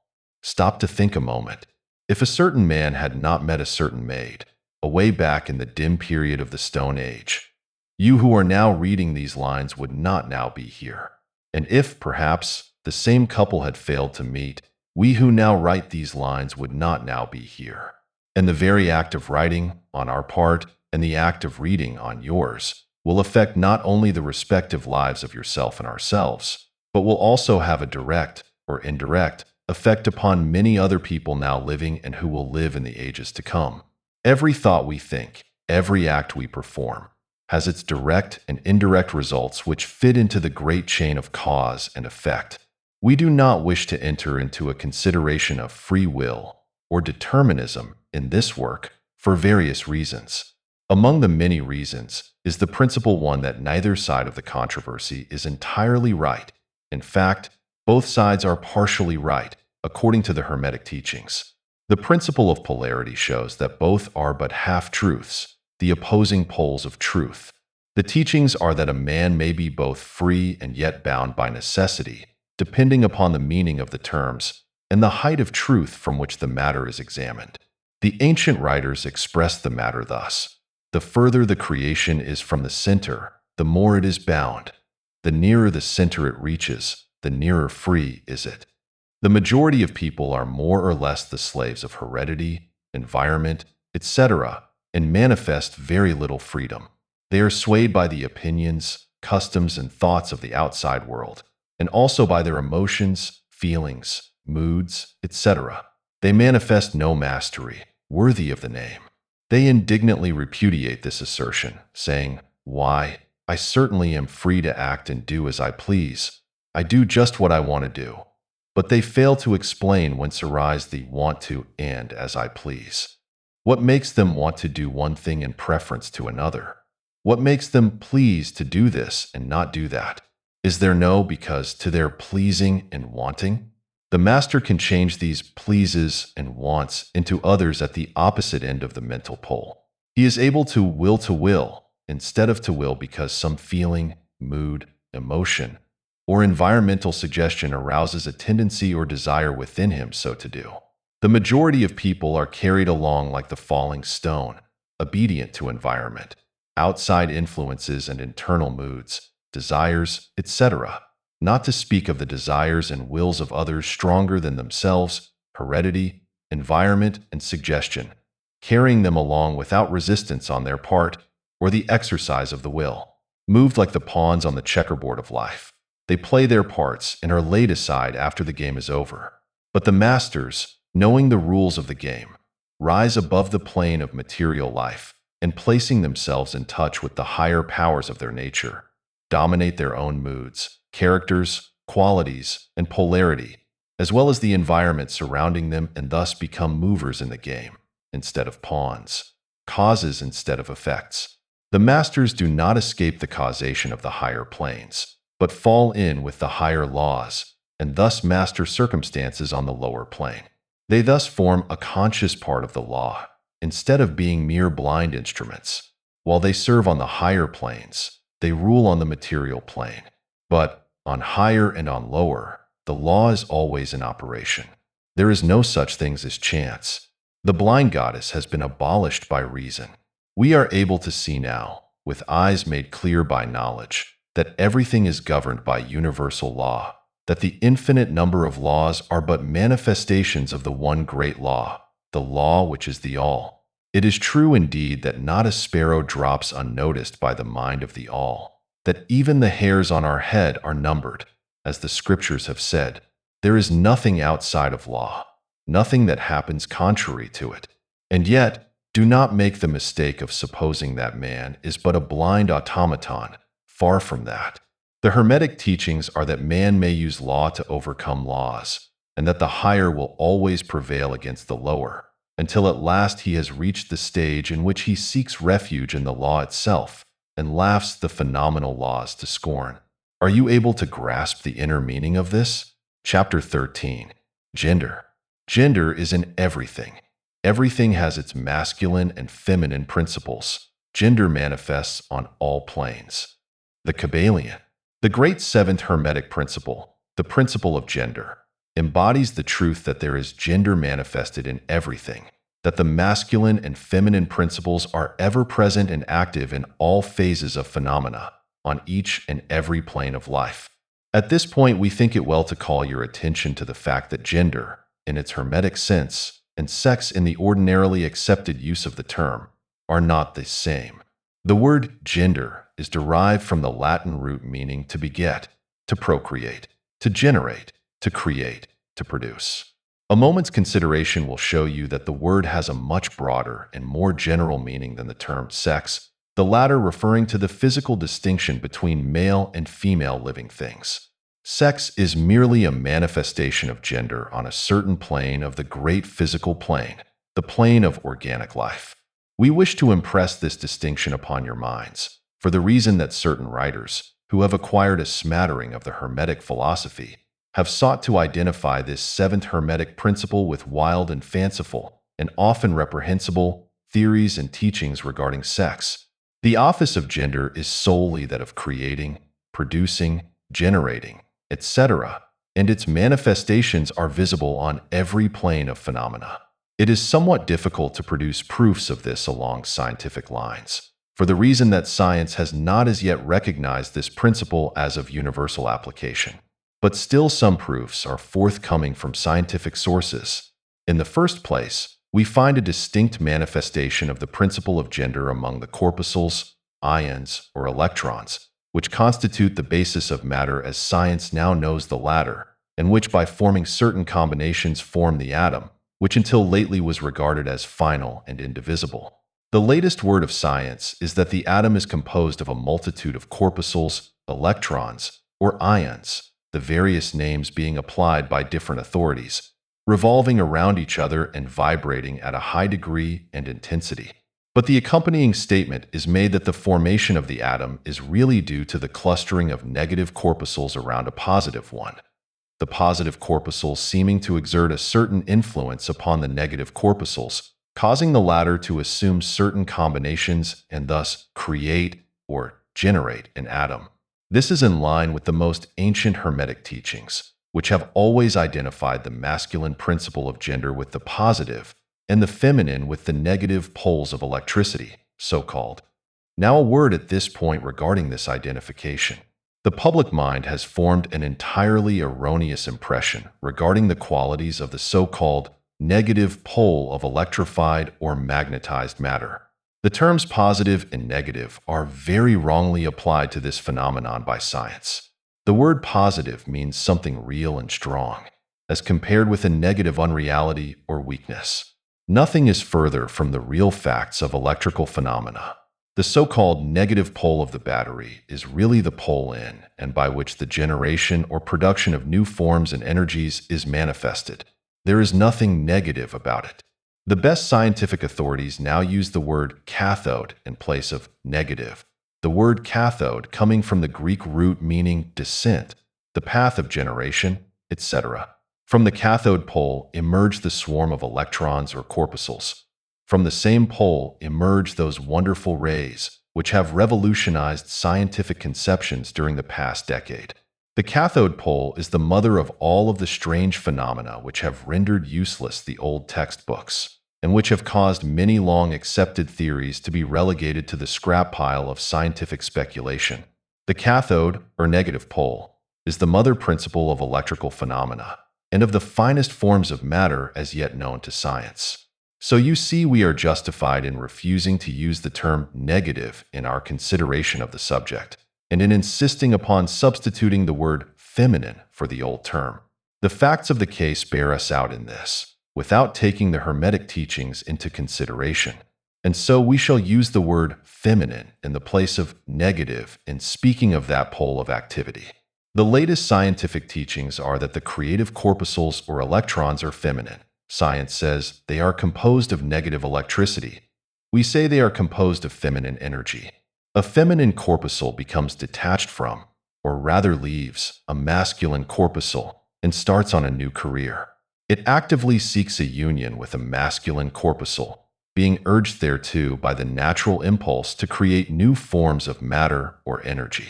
One writer goes so far as to use the term, it at once seeks, of its own volition, a union, etc.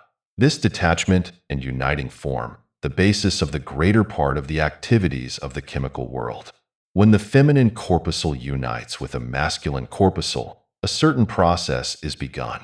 The feminine particles vibrate rapidly under the influence of the masculine energy and circle rapidly around the latter. The result is the birth of a new atom. This new atom is really composed of a union of the masculine and feminine electrons, or corpuscles. But when the union is formed, the atom is a separate thing, having certain properties, but no longer manifesting the property of free electricity. The process of detachment or separation of the feminine electrons is called ionization. These electrons, or corpuscles, are the most active workers in nature's field. Arising from their unions or combinations, manifest the varied phenomena of light, heat, electricity, magnetism, attraction, repulsion, chemical affinity, and the reverse and similar phenomena. And all this arises from the operation of the principle of gender on the plane of energy. The part of the masculine principle seems to be that of directing a certain inherent energy toward the feminine principle, and thus starting into activity the creative processes. But the feminine principle is the one always doing the active creative work, and this is so on all planes.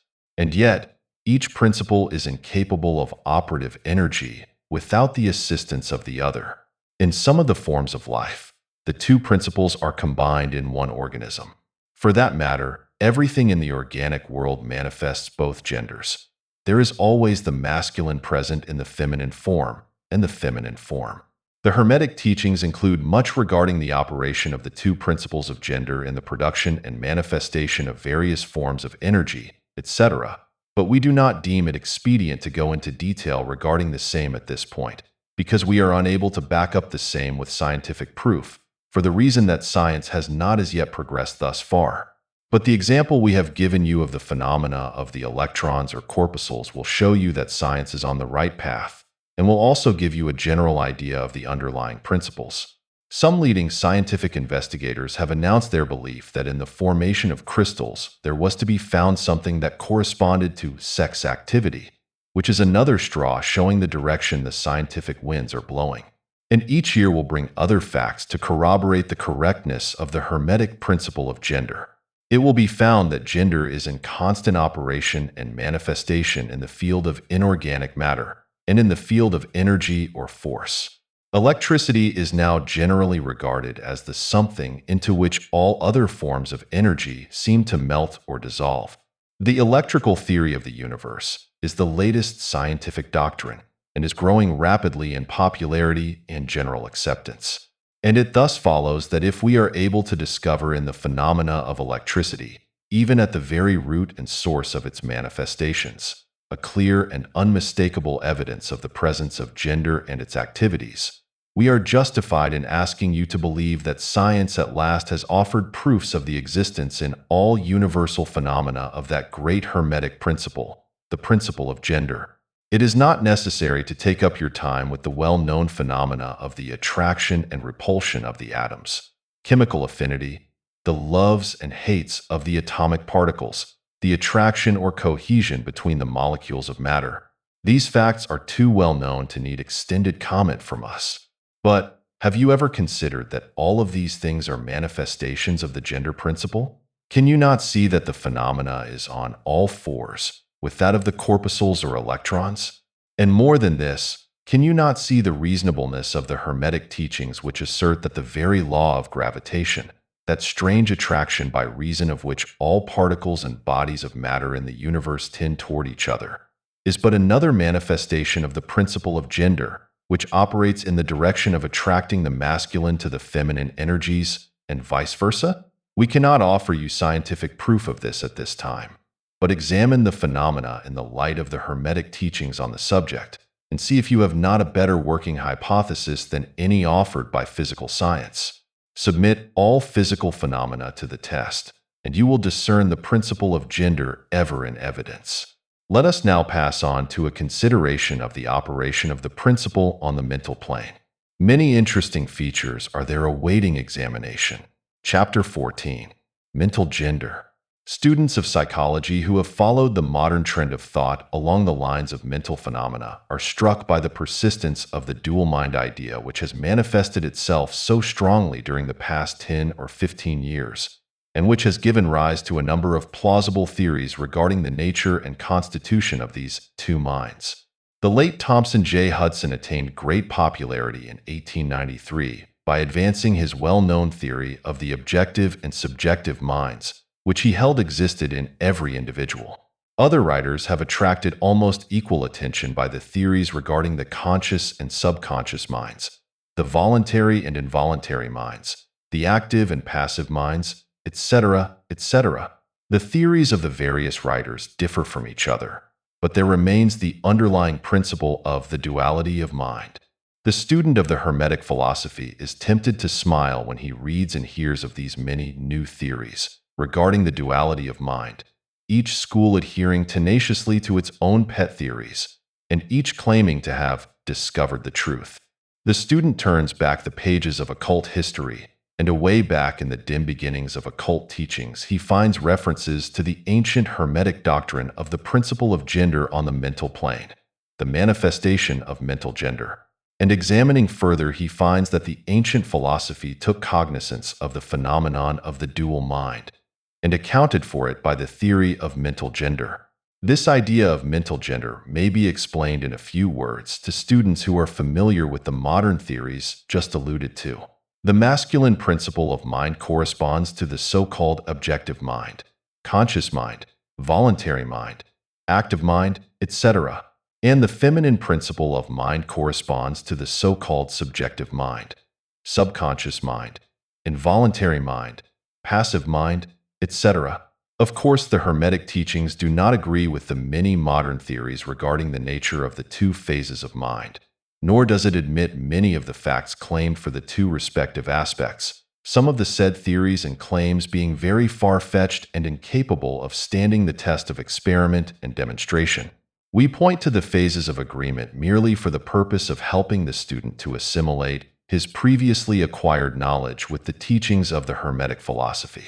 Students of Hudson will notice the statement at the beginning of his second chapter of The Law of Psychic Phenomena, that the mystic jargon of the Hermetic philosophers discloses the same general idea, i.e., the duality of mind. If Dr. Hudson had taken the time and trouble to decipher a little of the mystic jargon of the Hermetic philosophy, he might have received much light upon the subject of the dual mind. But then, perhaps, his most interesting work might not have been written.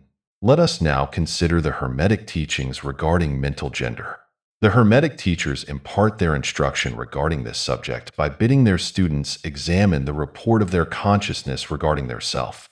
The students are bidden to turn their attention inward upon the self dwelling within each. Each student is led to see that his consciousness gives him first a report of the existence of his self.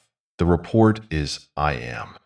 This at first seems to be the final words from the consciousness, but a little further examination discloses the fact that this I am may be separated or split into two distinct parts or aspects, which while working in unison and in conjunction, yet, nevertheless, may be separated in consciousness.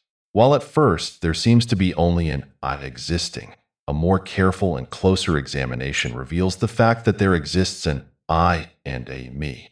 These mental twins differ in their characteristics and nature, and an examination of their nature and the phenomena arising from the same will throw much light upon many of the problems of mental influence. Let us begin with a consideration of the me, which is usually mistaken for the I by the student, until he presses the inquiry a little further back into the recesses of consciousness. A man thinks of himself in its aspect of me as being composed of certain feelings, tastes, likes, dislikes, habits, peculiar ties, characteristics, etc., all of which go to make up his personality, or the self known to himself and others. He knows that these emotions and feelings change, are born and die away, are subject to the principle of rhythm and the principle of polarity, which take him from one extreme of feeling to another. He also thinks of the me as being certain knowledge gathered together in his mind, and thus forming a part of himself. This is the me of a man, but we have proceeded too hastily. The me of many men may be said to consist largely of their consciousness of the body and their physical appetites, etc. Their consciousness being largely bound up with their bodily nature, they practically live there. Some men even go so far as to regard their personal apparel as a part of their me, and actually seem to consider it a part of themselves. A writer has humorously said that men consist of three parts: soul, body, and clothes. These clothes-conscious people would lose their personality if divested of their clothing by savages upon the occasion of a shipwreck. But even many who are not so closely bound up with the idea of personal raiment stick closely to the consciousness of their bodies being their me. They cannot conceive of a self independent of the body. Their mind seems to them to be practically a something belonging to their body, which in many cases it is indeed. But as man rises in the scale of consciousness, he is able to disentangle his me from his idea of body, and is able to think of his body as belonging to the mental part of him. But even then he is very apt to identify the me entirely with the mental states, feelings, etc., which he feels to exist within him. He is very apt to consider these internal states as identical with himself, instead of there being simply things produced by some part of his mentality and existing within him, of him, and in him, but still not himself. He sees that he may change these internal states of feelings by an effort of will, and that he may produce a feeling or state of an exactly opposite nature in the same way, and yet the same me exists. And so after a while he is able to set aside these various mental states, emotions, feelings, habits, qualities, characteristics, and other personal mental belongings. He is able to set them aside in the not-me collection of curiosities and encumbrances, as well as valuable possessions. This requires much mental concentration and power of mental analysis on the part of the student. But still the task is possible for the advanced student, and even those not so far advanced are able to see, in the imagination, how the process may be performed. After this laying aside process has been performed, the student will find himself in conscious possession of a self, which may be considered in its I and me dual aspects. The me will be felt to be a something mental in which thoughts, ideas, emotions, feelings, and other mental states may be produced. It may be considered as the mental womb, as the ancients styled it, capable of generating mental offspring. It reports to the consciousness as a me, with latent powers of creation and generation of mental progeny of all sorts and kinds. Its powers of creative energy are felt to be enormous. But still it seems to be conscious that it must receive some form of energy from either its I companion, or else from some other I, ere it is able to bring into being its mental creations. This consciousness brings with it a realization of an enormous capacity for mental work and creative ability. But the student soon finds that this is not all that he finds within his inner consciousness.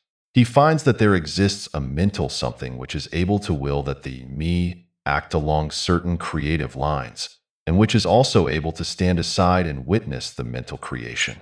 This part of himself he is taught to call his I. He is able to rest in its consciousness at will.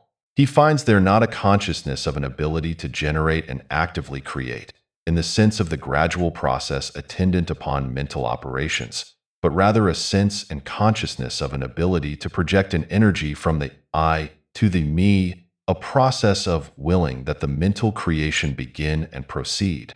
He also finds that the I is able to stand aside and witness the operations of the me's mental creation and generation. There is this dual aspect in the mind of every person. The I represents the masculine principle of mental gender. The me represents the female principle. The I represents the aspect of being. The me, the aspect of becoming. You will notice that the principle of correspondence operates on this plane, just as it does upon the great plane upon which the creation of universes is performed. The two are similar in kind, although vastly different in degree. As above, so below. As below, so above. These aspects of mind, the masculine and feminine principles, the I and the me, considered in connection with the well-known mental and psychic phenomena, give the master key to these dimly known regions of mental operation and manifestation. The principle of mental gender gives the truth underlying the whole field of the phenomena of mental influence, etc.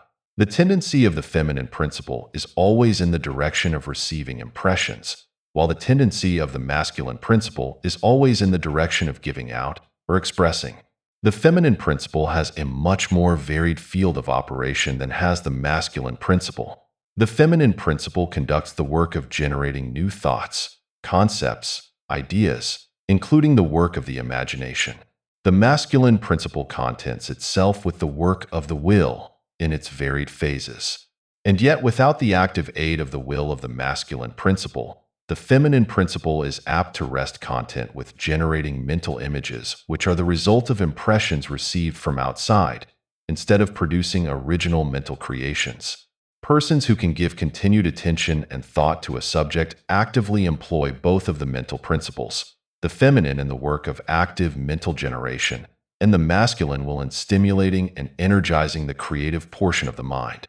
The majority of persons really employ the masculine principle but little, and are content to live according to the thoughts and ideas instilled into the me from the I of other minds. But it is not our purpose to dwell upon this phase of the subject, which may be studied from any good textbook upon psychology, with the key that we have given you regarding mental gender. The student of psychic phenomena is aware of the wonderful phenomena classified under the head of telepathy, thought transference, mental influence, suggestion, hypnotism, etc. Many have sought for an explanation of these varied phases of phenomena under the theories of the various dual mind teachers. And in a measure they are right, for there is clearly a manifestation of two distinct phases of mental activity. But if such students will consider these dual minds in the light of the Hermetic teachings regarding vibrations and mental gender, they will see that the long sought-for key is at hand. In the phenomena of telepathy, it is seen how the vibratory energy of the masculine principle is projected toward the feminine principle of another person, and the latter takes the seed thought and allows it to develop into maturity. In the same way suggestion and hypnotism operates. The masculine principle of the person giving the suggestions directs a stream of vibratory energy or willpower toward the feminine principle of the other person, and the latter accepting it makes it its own and acts and thinks accordingly. An idea thus lodged in the mind of another person grows and develops, and in time is regarded as the rightful mental offspring of the individual, whereas it is in reality like the cuckoo egg placed in the sparrow's nest, where it destroys the rightful offspring and makes itself at home. The normal method is for the masculine and feminine principles in a person's mind to coordinate and act harmoniously in conjunction with each other. But, unfortunately, the masculine principle in the average person is too lazy to act. The display of willpower is too slight, and the consequence is that such persons are ruled almost entirely by the minds and wills of other persons, whom they allow to do their thinking and willing for them. How few original thoughts or original actions are performed by the average person? Are not the majority of persons mere shadows and echoes of others having stronger wills or minds than themselves? The trouble is that the average person dwells almost altogether in his me consciousness and does not realize that he has such a thing as an I. He is polarized in his feminine principle of mind and the masculine principle, in which is lodged the will, is allowed to remain inactive and not employed. The strong men and women of the world invariably manifest the masculine principle of will, and their strength depends materially upon this fact. Instead of living upon the impressions made upon their minds by others, they dominate their own minds by their will, obtaining the kind of mental images desired, and moreover dominate the minds of others likewise in the same manner. Look at the strong people, how they manage to implant their seed thoughts in the minds of the masses of the people, thus causing the latter to think thoughts in accordance with the desires and wills of the strong individuals. This is why the masses of people are such sheep-like creatures, never originating an idea of their own, nor using their own powers of mental activity. The manifestation of mental gender may be noticed all around us in everyday life. The magnetic persons are those who are able to use the masculine principle in the way of impressing their ideas upon others. The actor who makes people weep or cry as he wills is employing this principle, and so is the successful orator, statesman, preacher, writer, or other people who are before the public attention. The peculiar influence exerted by some people over others is due to the manifestation of mental gender along the vibratorial lines above indicated. In this principle lies the secret of personal magnetism, personal influence, fascination, etc., as well as the phenomena generally grouped under the name of hypnotism. The student who has familiarized himself with the phenomena generally spoken of as psychic will have discovered the important part played in the said phenomena by that force which science has styled suggestion, by which term is meant the process or method whereby an idea is transferred to, or impressed upon, the mind of another, causing the second mind to act in accordance therewith. A correct understanding of suggestion is necessary in order to intelligently comprehend the varied psychical phenomena which suggestion underlies. But still more is a knowledge of vibration and mental gender necessary for the student of suggestion. For the whole principle of suggestion depends upon the principle of mental gender and vibration. It is customary for the writers and teachers of suggestion to explain that it is the objective or voluntary mind which make the mental impression or suggestion upon the subjective or involuntary mind. But they do not describe the process or give us any analogy in nature whereby we may more readily comprehend the idea. But if you will think of the matter in the light of the Hermetic teachings, you will be able to see that the energizing of the feminine principle by the vibratory energy of the masculine principle is in accordance to the universal laws of nature, and that the natural world affords countless analogies whereby the principle may be understood. In fact, the Hermetic teachings show that the very creation of the universe follows the same law, and that in all creative manifestations, upon the planes of the spiritual, the mental, and the physical, there is always in operation this principle of gender, this manifestation of the masculine and the feminine principles. As above, so below, as below, so above. And more than this, when the principle of mental gender is once grasped and understood, the varied phenomena of psychology at once becomes capable of intelligent classification and study, instead of being very much in the dark. The principle works out in practice, because it is based upon the immutable universal laws of life. We shall not enter into an extended discussion of, or description of, the varied phenomena of mental influence or psychic activity. There are many books, many of them quite good, which have been written and published on this subject of late years. The main facts stated in these various books are correct, although the several writers have attempted to explain the phenomena by various pet theories of their own. The student may acquaint himself with these matters, and by using the theory of mental gender, he will be able to bring order out of the chaos of conflicting theory and teachings, and may, moreover, readily make himself a master of the subject if he be so inclined. The purpose of this work is not to give an extended account of psychic phenomena, but rather to give to the student a master key, whereby he may unlock the many doors leading into the parts of the temple of knowledge which he may wish to explore. We feel that in this consideration of the teachings of the Kybalion, one may find an explanation which will serve to clear away many perplexing difficulties, a key that will unlock many doors. What is the use of going into detail regarding all of the many features of psychic phenomena and mental science, provided we place in the hands of the student the means whereby he may acquaint himself fully regarding any phase of the subject which may interest him. With the aid of the Kybalion, one may go through any occult library anew. The old light from Egypt illuminating many dark pages and obscure subjects. That is the purpose of this book. We do not come expounding a new philosophy, but rather furnishing the outlines of a great world-old teaching which will make clear the teachings of others, which will serve as a great reconciler of differing theories and opposing doctrines. Chapter 15. Hermetic Axioms. The possession of knowledge, unless accompanied by a manifestation and expression in action, is like the hoarding of precious metals, a vain and foolish thing. Knowledge, like wealth, is intended for use. The law of use is universal, and he who violates it suffers by reason of his conflict with natural forces. The Kybalion. The Hermetic teachings, while always having been kept securely locked up in the minds of the fortunate possessors thereof, for reasons which we have already stated, were never intended to be merely stored away and secreted. The law of use is dwelt upon in the teachings, as you may see by reference to the above quotation from the Kybalion, which states it forcibly. Knowledge without use and expression is a vain thing, bringing no good to its possessor or to the race. Beware of mental miserliness, and express into action that which you have learned. Study the axioms and aphorisms, but practice them also.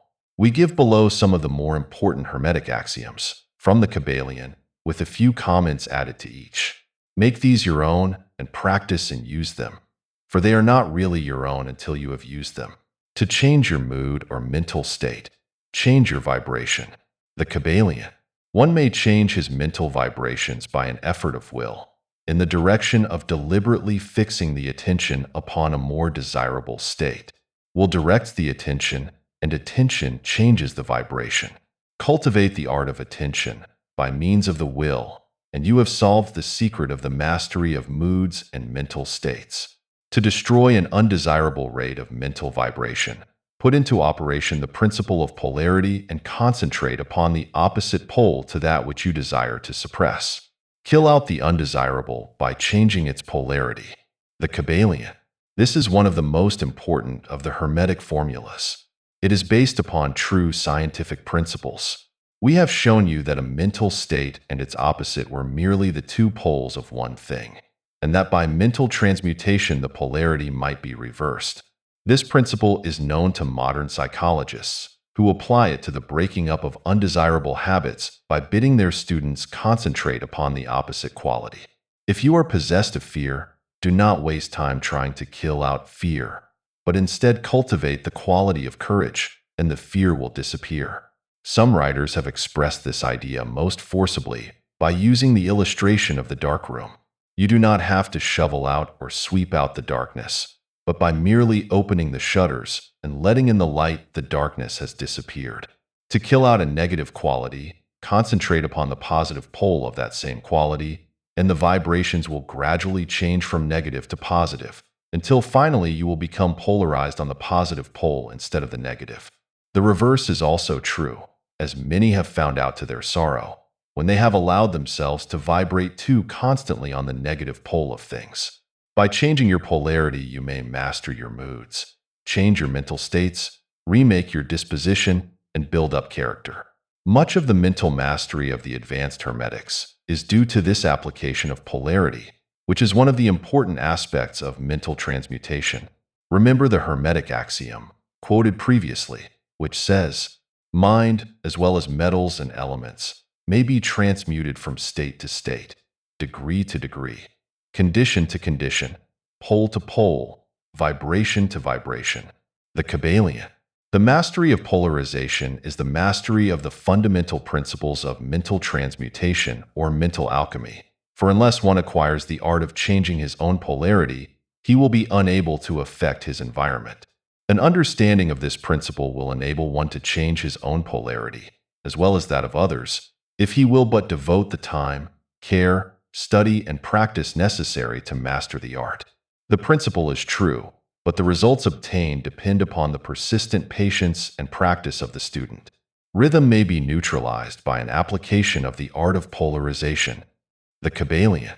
As we have explained in previous chapters, the Hermetists hold that the principle of rhythm manifests on the mental plane as well as on the physical plane, and that the bewildering succession of moods, feelings, emotions, and other mental states are due to the backward and forward swing of the mental pendulum, which carries us from one extreme of feeling to the other.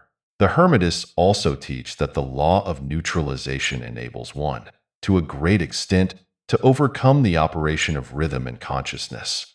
As we have explained, there is a higher plane of consciousness, as well as the ordinary lower plane, and the master, by rising mentally to the higher plane, causes the swing of the mental pendulum to manifest on the lower plane, and he, dwelling on his higher plane, escapes the consciousness of the swing backward. This is effected by polarizing on the higher self, and thus raising the mental vibrations of the ego above those of the ordinary plane of consciousness. It is akin to rising above a thing and allowing it to pass beneath you. The advanced Hermetist polarizes himself at the positive pole of his being, the I am pole, rather than the pole of personality, and by refusing and denying the operation of rhythm, raises himself above its plane of consciousness, and standing firm in his statement of being, he allows the pendulum to swing back on the lower plane without changing his polarity. This is accomplished by all individuals who have attained any degree of self-mastery, whether they understand the law or not. Such persons simply refuse to allow themselves to be swung back by the pendulum of mood and emotion, and by steadfastly affirming the superiority, they remain polarized on the positive pole. The master, of course, attains a far greater degree of proficiency because he understands the law which he is overcoming by a higher law, and by the use of his will he attains a degree of poise and mental steadfastness almost impossible of belief on the part of those who allow themselves to be swung backward and forward by the mental pendulum of moods and feelings. Remember always, however, that you do not really destroy the principle of rhythm, for that is indestructible. You simply overcome one law by counterbalancing it with another, and thus maintain an equilibrium. The laws of balance and counterbalance are in operation on the mental as well as on the physical planes, and an understanding of these laws enables one to seem to overthrow laws, whereas he is merely exerting a counterbalance. Nothing escapes the principle of cause and effect, but there are many planes of causation, and one may use the laws of the higher to overcome the laws of the lower. The Kybalion. By an understanding of the practice of polarization, the Hermetists rise to a higher plane of causation and thus counterbalance the laws of the lower planes of causation. By rising above the plane of ordinary causes, they become themselves, in a degree, causes instead of being merely caused. By being able to master their own moods and feelings, and by being able to neutralize rhythm, as we have already explained, they are able to escape a great part of the operations of cause and effect on the ordinary plane. The masses of people are carried along, obedient to their environment, the wills and desires of others stronger than themselves, the effects of inherited tendencies, the suggestions of those about them, and other outward causes, which tend to move them about on the chessboard of life like mere pawns. By rising above these influencing causes, the advanced Hermetists seek a higher plane of mental action, and by dominating their moods, emotions, impulses, and feelings, they create for themselves new characters, qualities, and powers by which they overcome their ordinary environment, and thus become practically players instead of mere pawns. Such people help to play the game of life understandingly, instead of being moved about this way and that way by stronger influences and powers and wills. They use the principle of cause and effect instead of being used by it. Of course, even the highest are subject to the principle as it manifests on the higher planes, but on the lower planes of activity, they are masters instead of slaves. As the Kybalion says, the wise ones serve on the higher, but rule on the lower. They obey the laws coming from above them, but on their own plane, and those below them, they rule and give orders. And yet, in so doing, they form a part of the principle instead of opposing it. The wise man falls in with the law, and by understanding its movements, he operates it instead of being its blind slave. Just as does the skilled swimmer turn this way and that way, going and coming as he will, instead of being as the log which is carried here and there. So is the wise man as compared to the ordinary man. And yet both swimmer and log, wise man and fool, are subject to law. He who understands this is well on the road to mastery. The Kybalion. In conclusion, let us again call your attention to the Hermetic axiom. True Hermetic transmutation is a mental art. The Kybalion. In the above axiom, the Hermetists teach that the great work of influencing one's environment is accomplished by mental power. The universe being wholly mental, it follows that it may be ruled only by mentality. And in this truth is to be found an explanation of all the phenomena and manifestations of the various mental powers which are attracting so much attention and study in these earlier years of the 20th century. Back of and under the teachings of the various cults and schools remains ever constant the principle of the mental substance of the universe. If the universe be mental in its substantial nature, then it follows that mental transmutation must change the conditions and phenomena of the universe. If the universe is mental, then mind must be the highest power affecting its phenomena. If this be understood, then all the so-called miracles and wonder workings are seen plainly for what they are. The all is mind, the universe is mental. The Kybalion.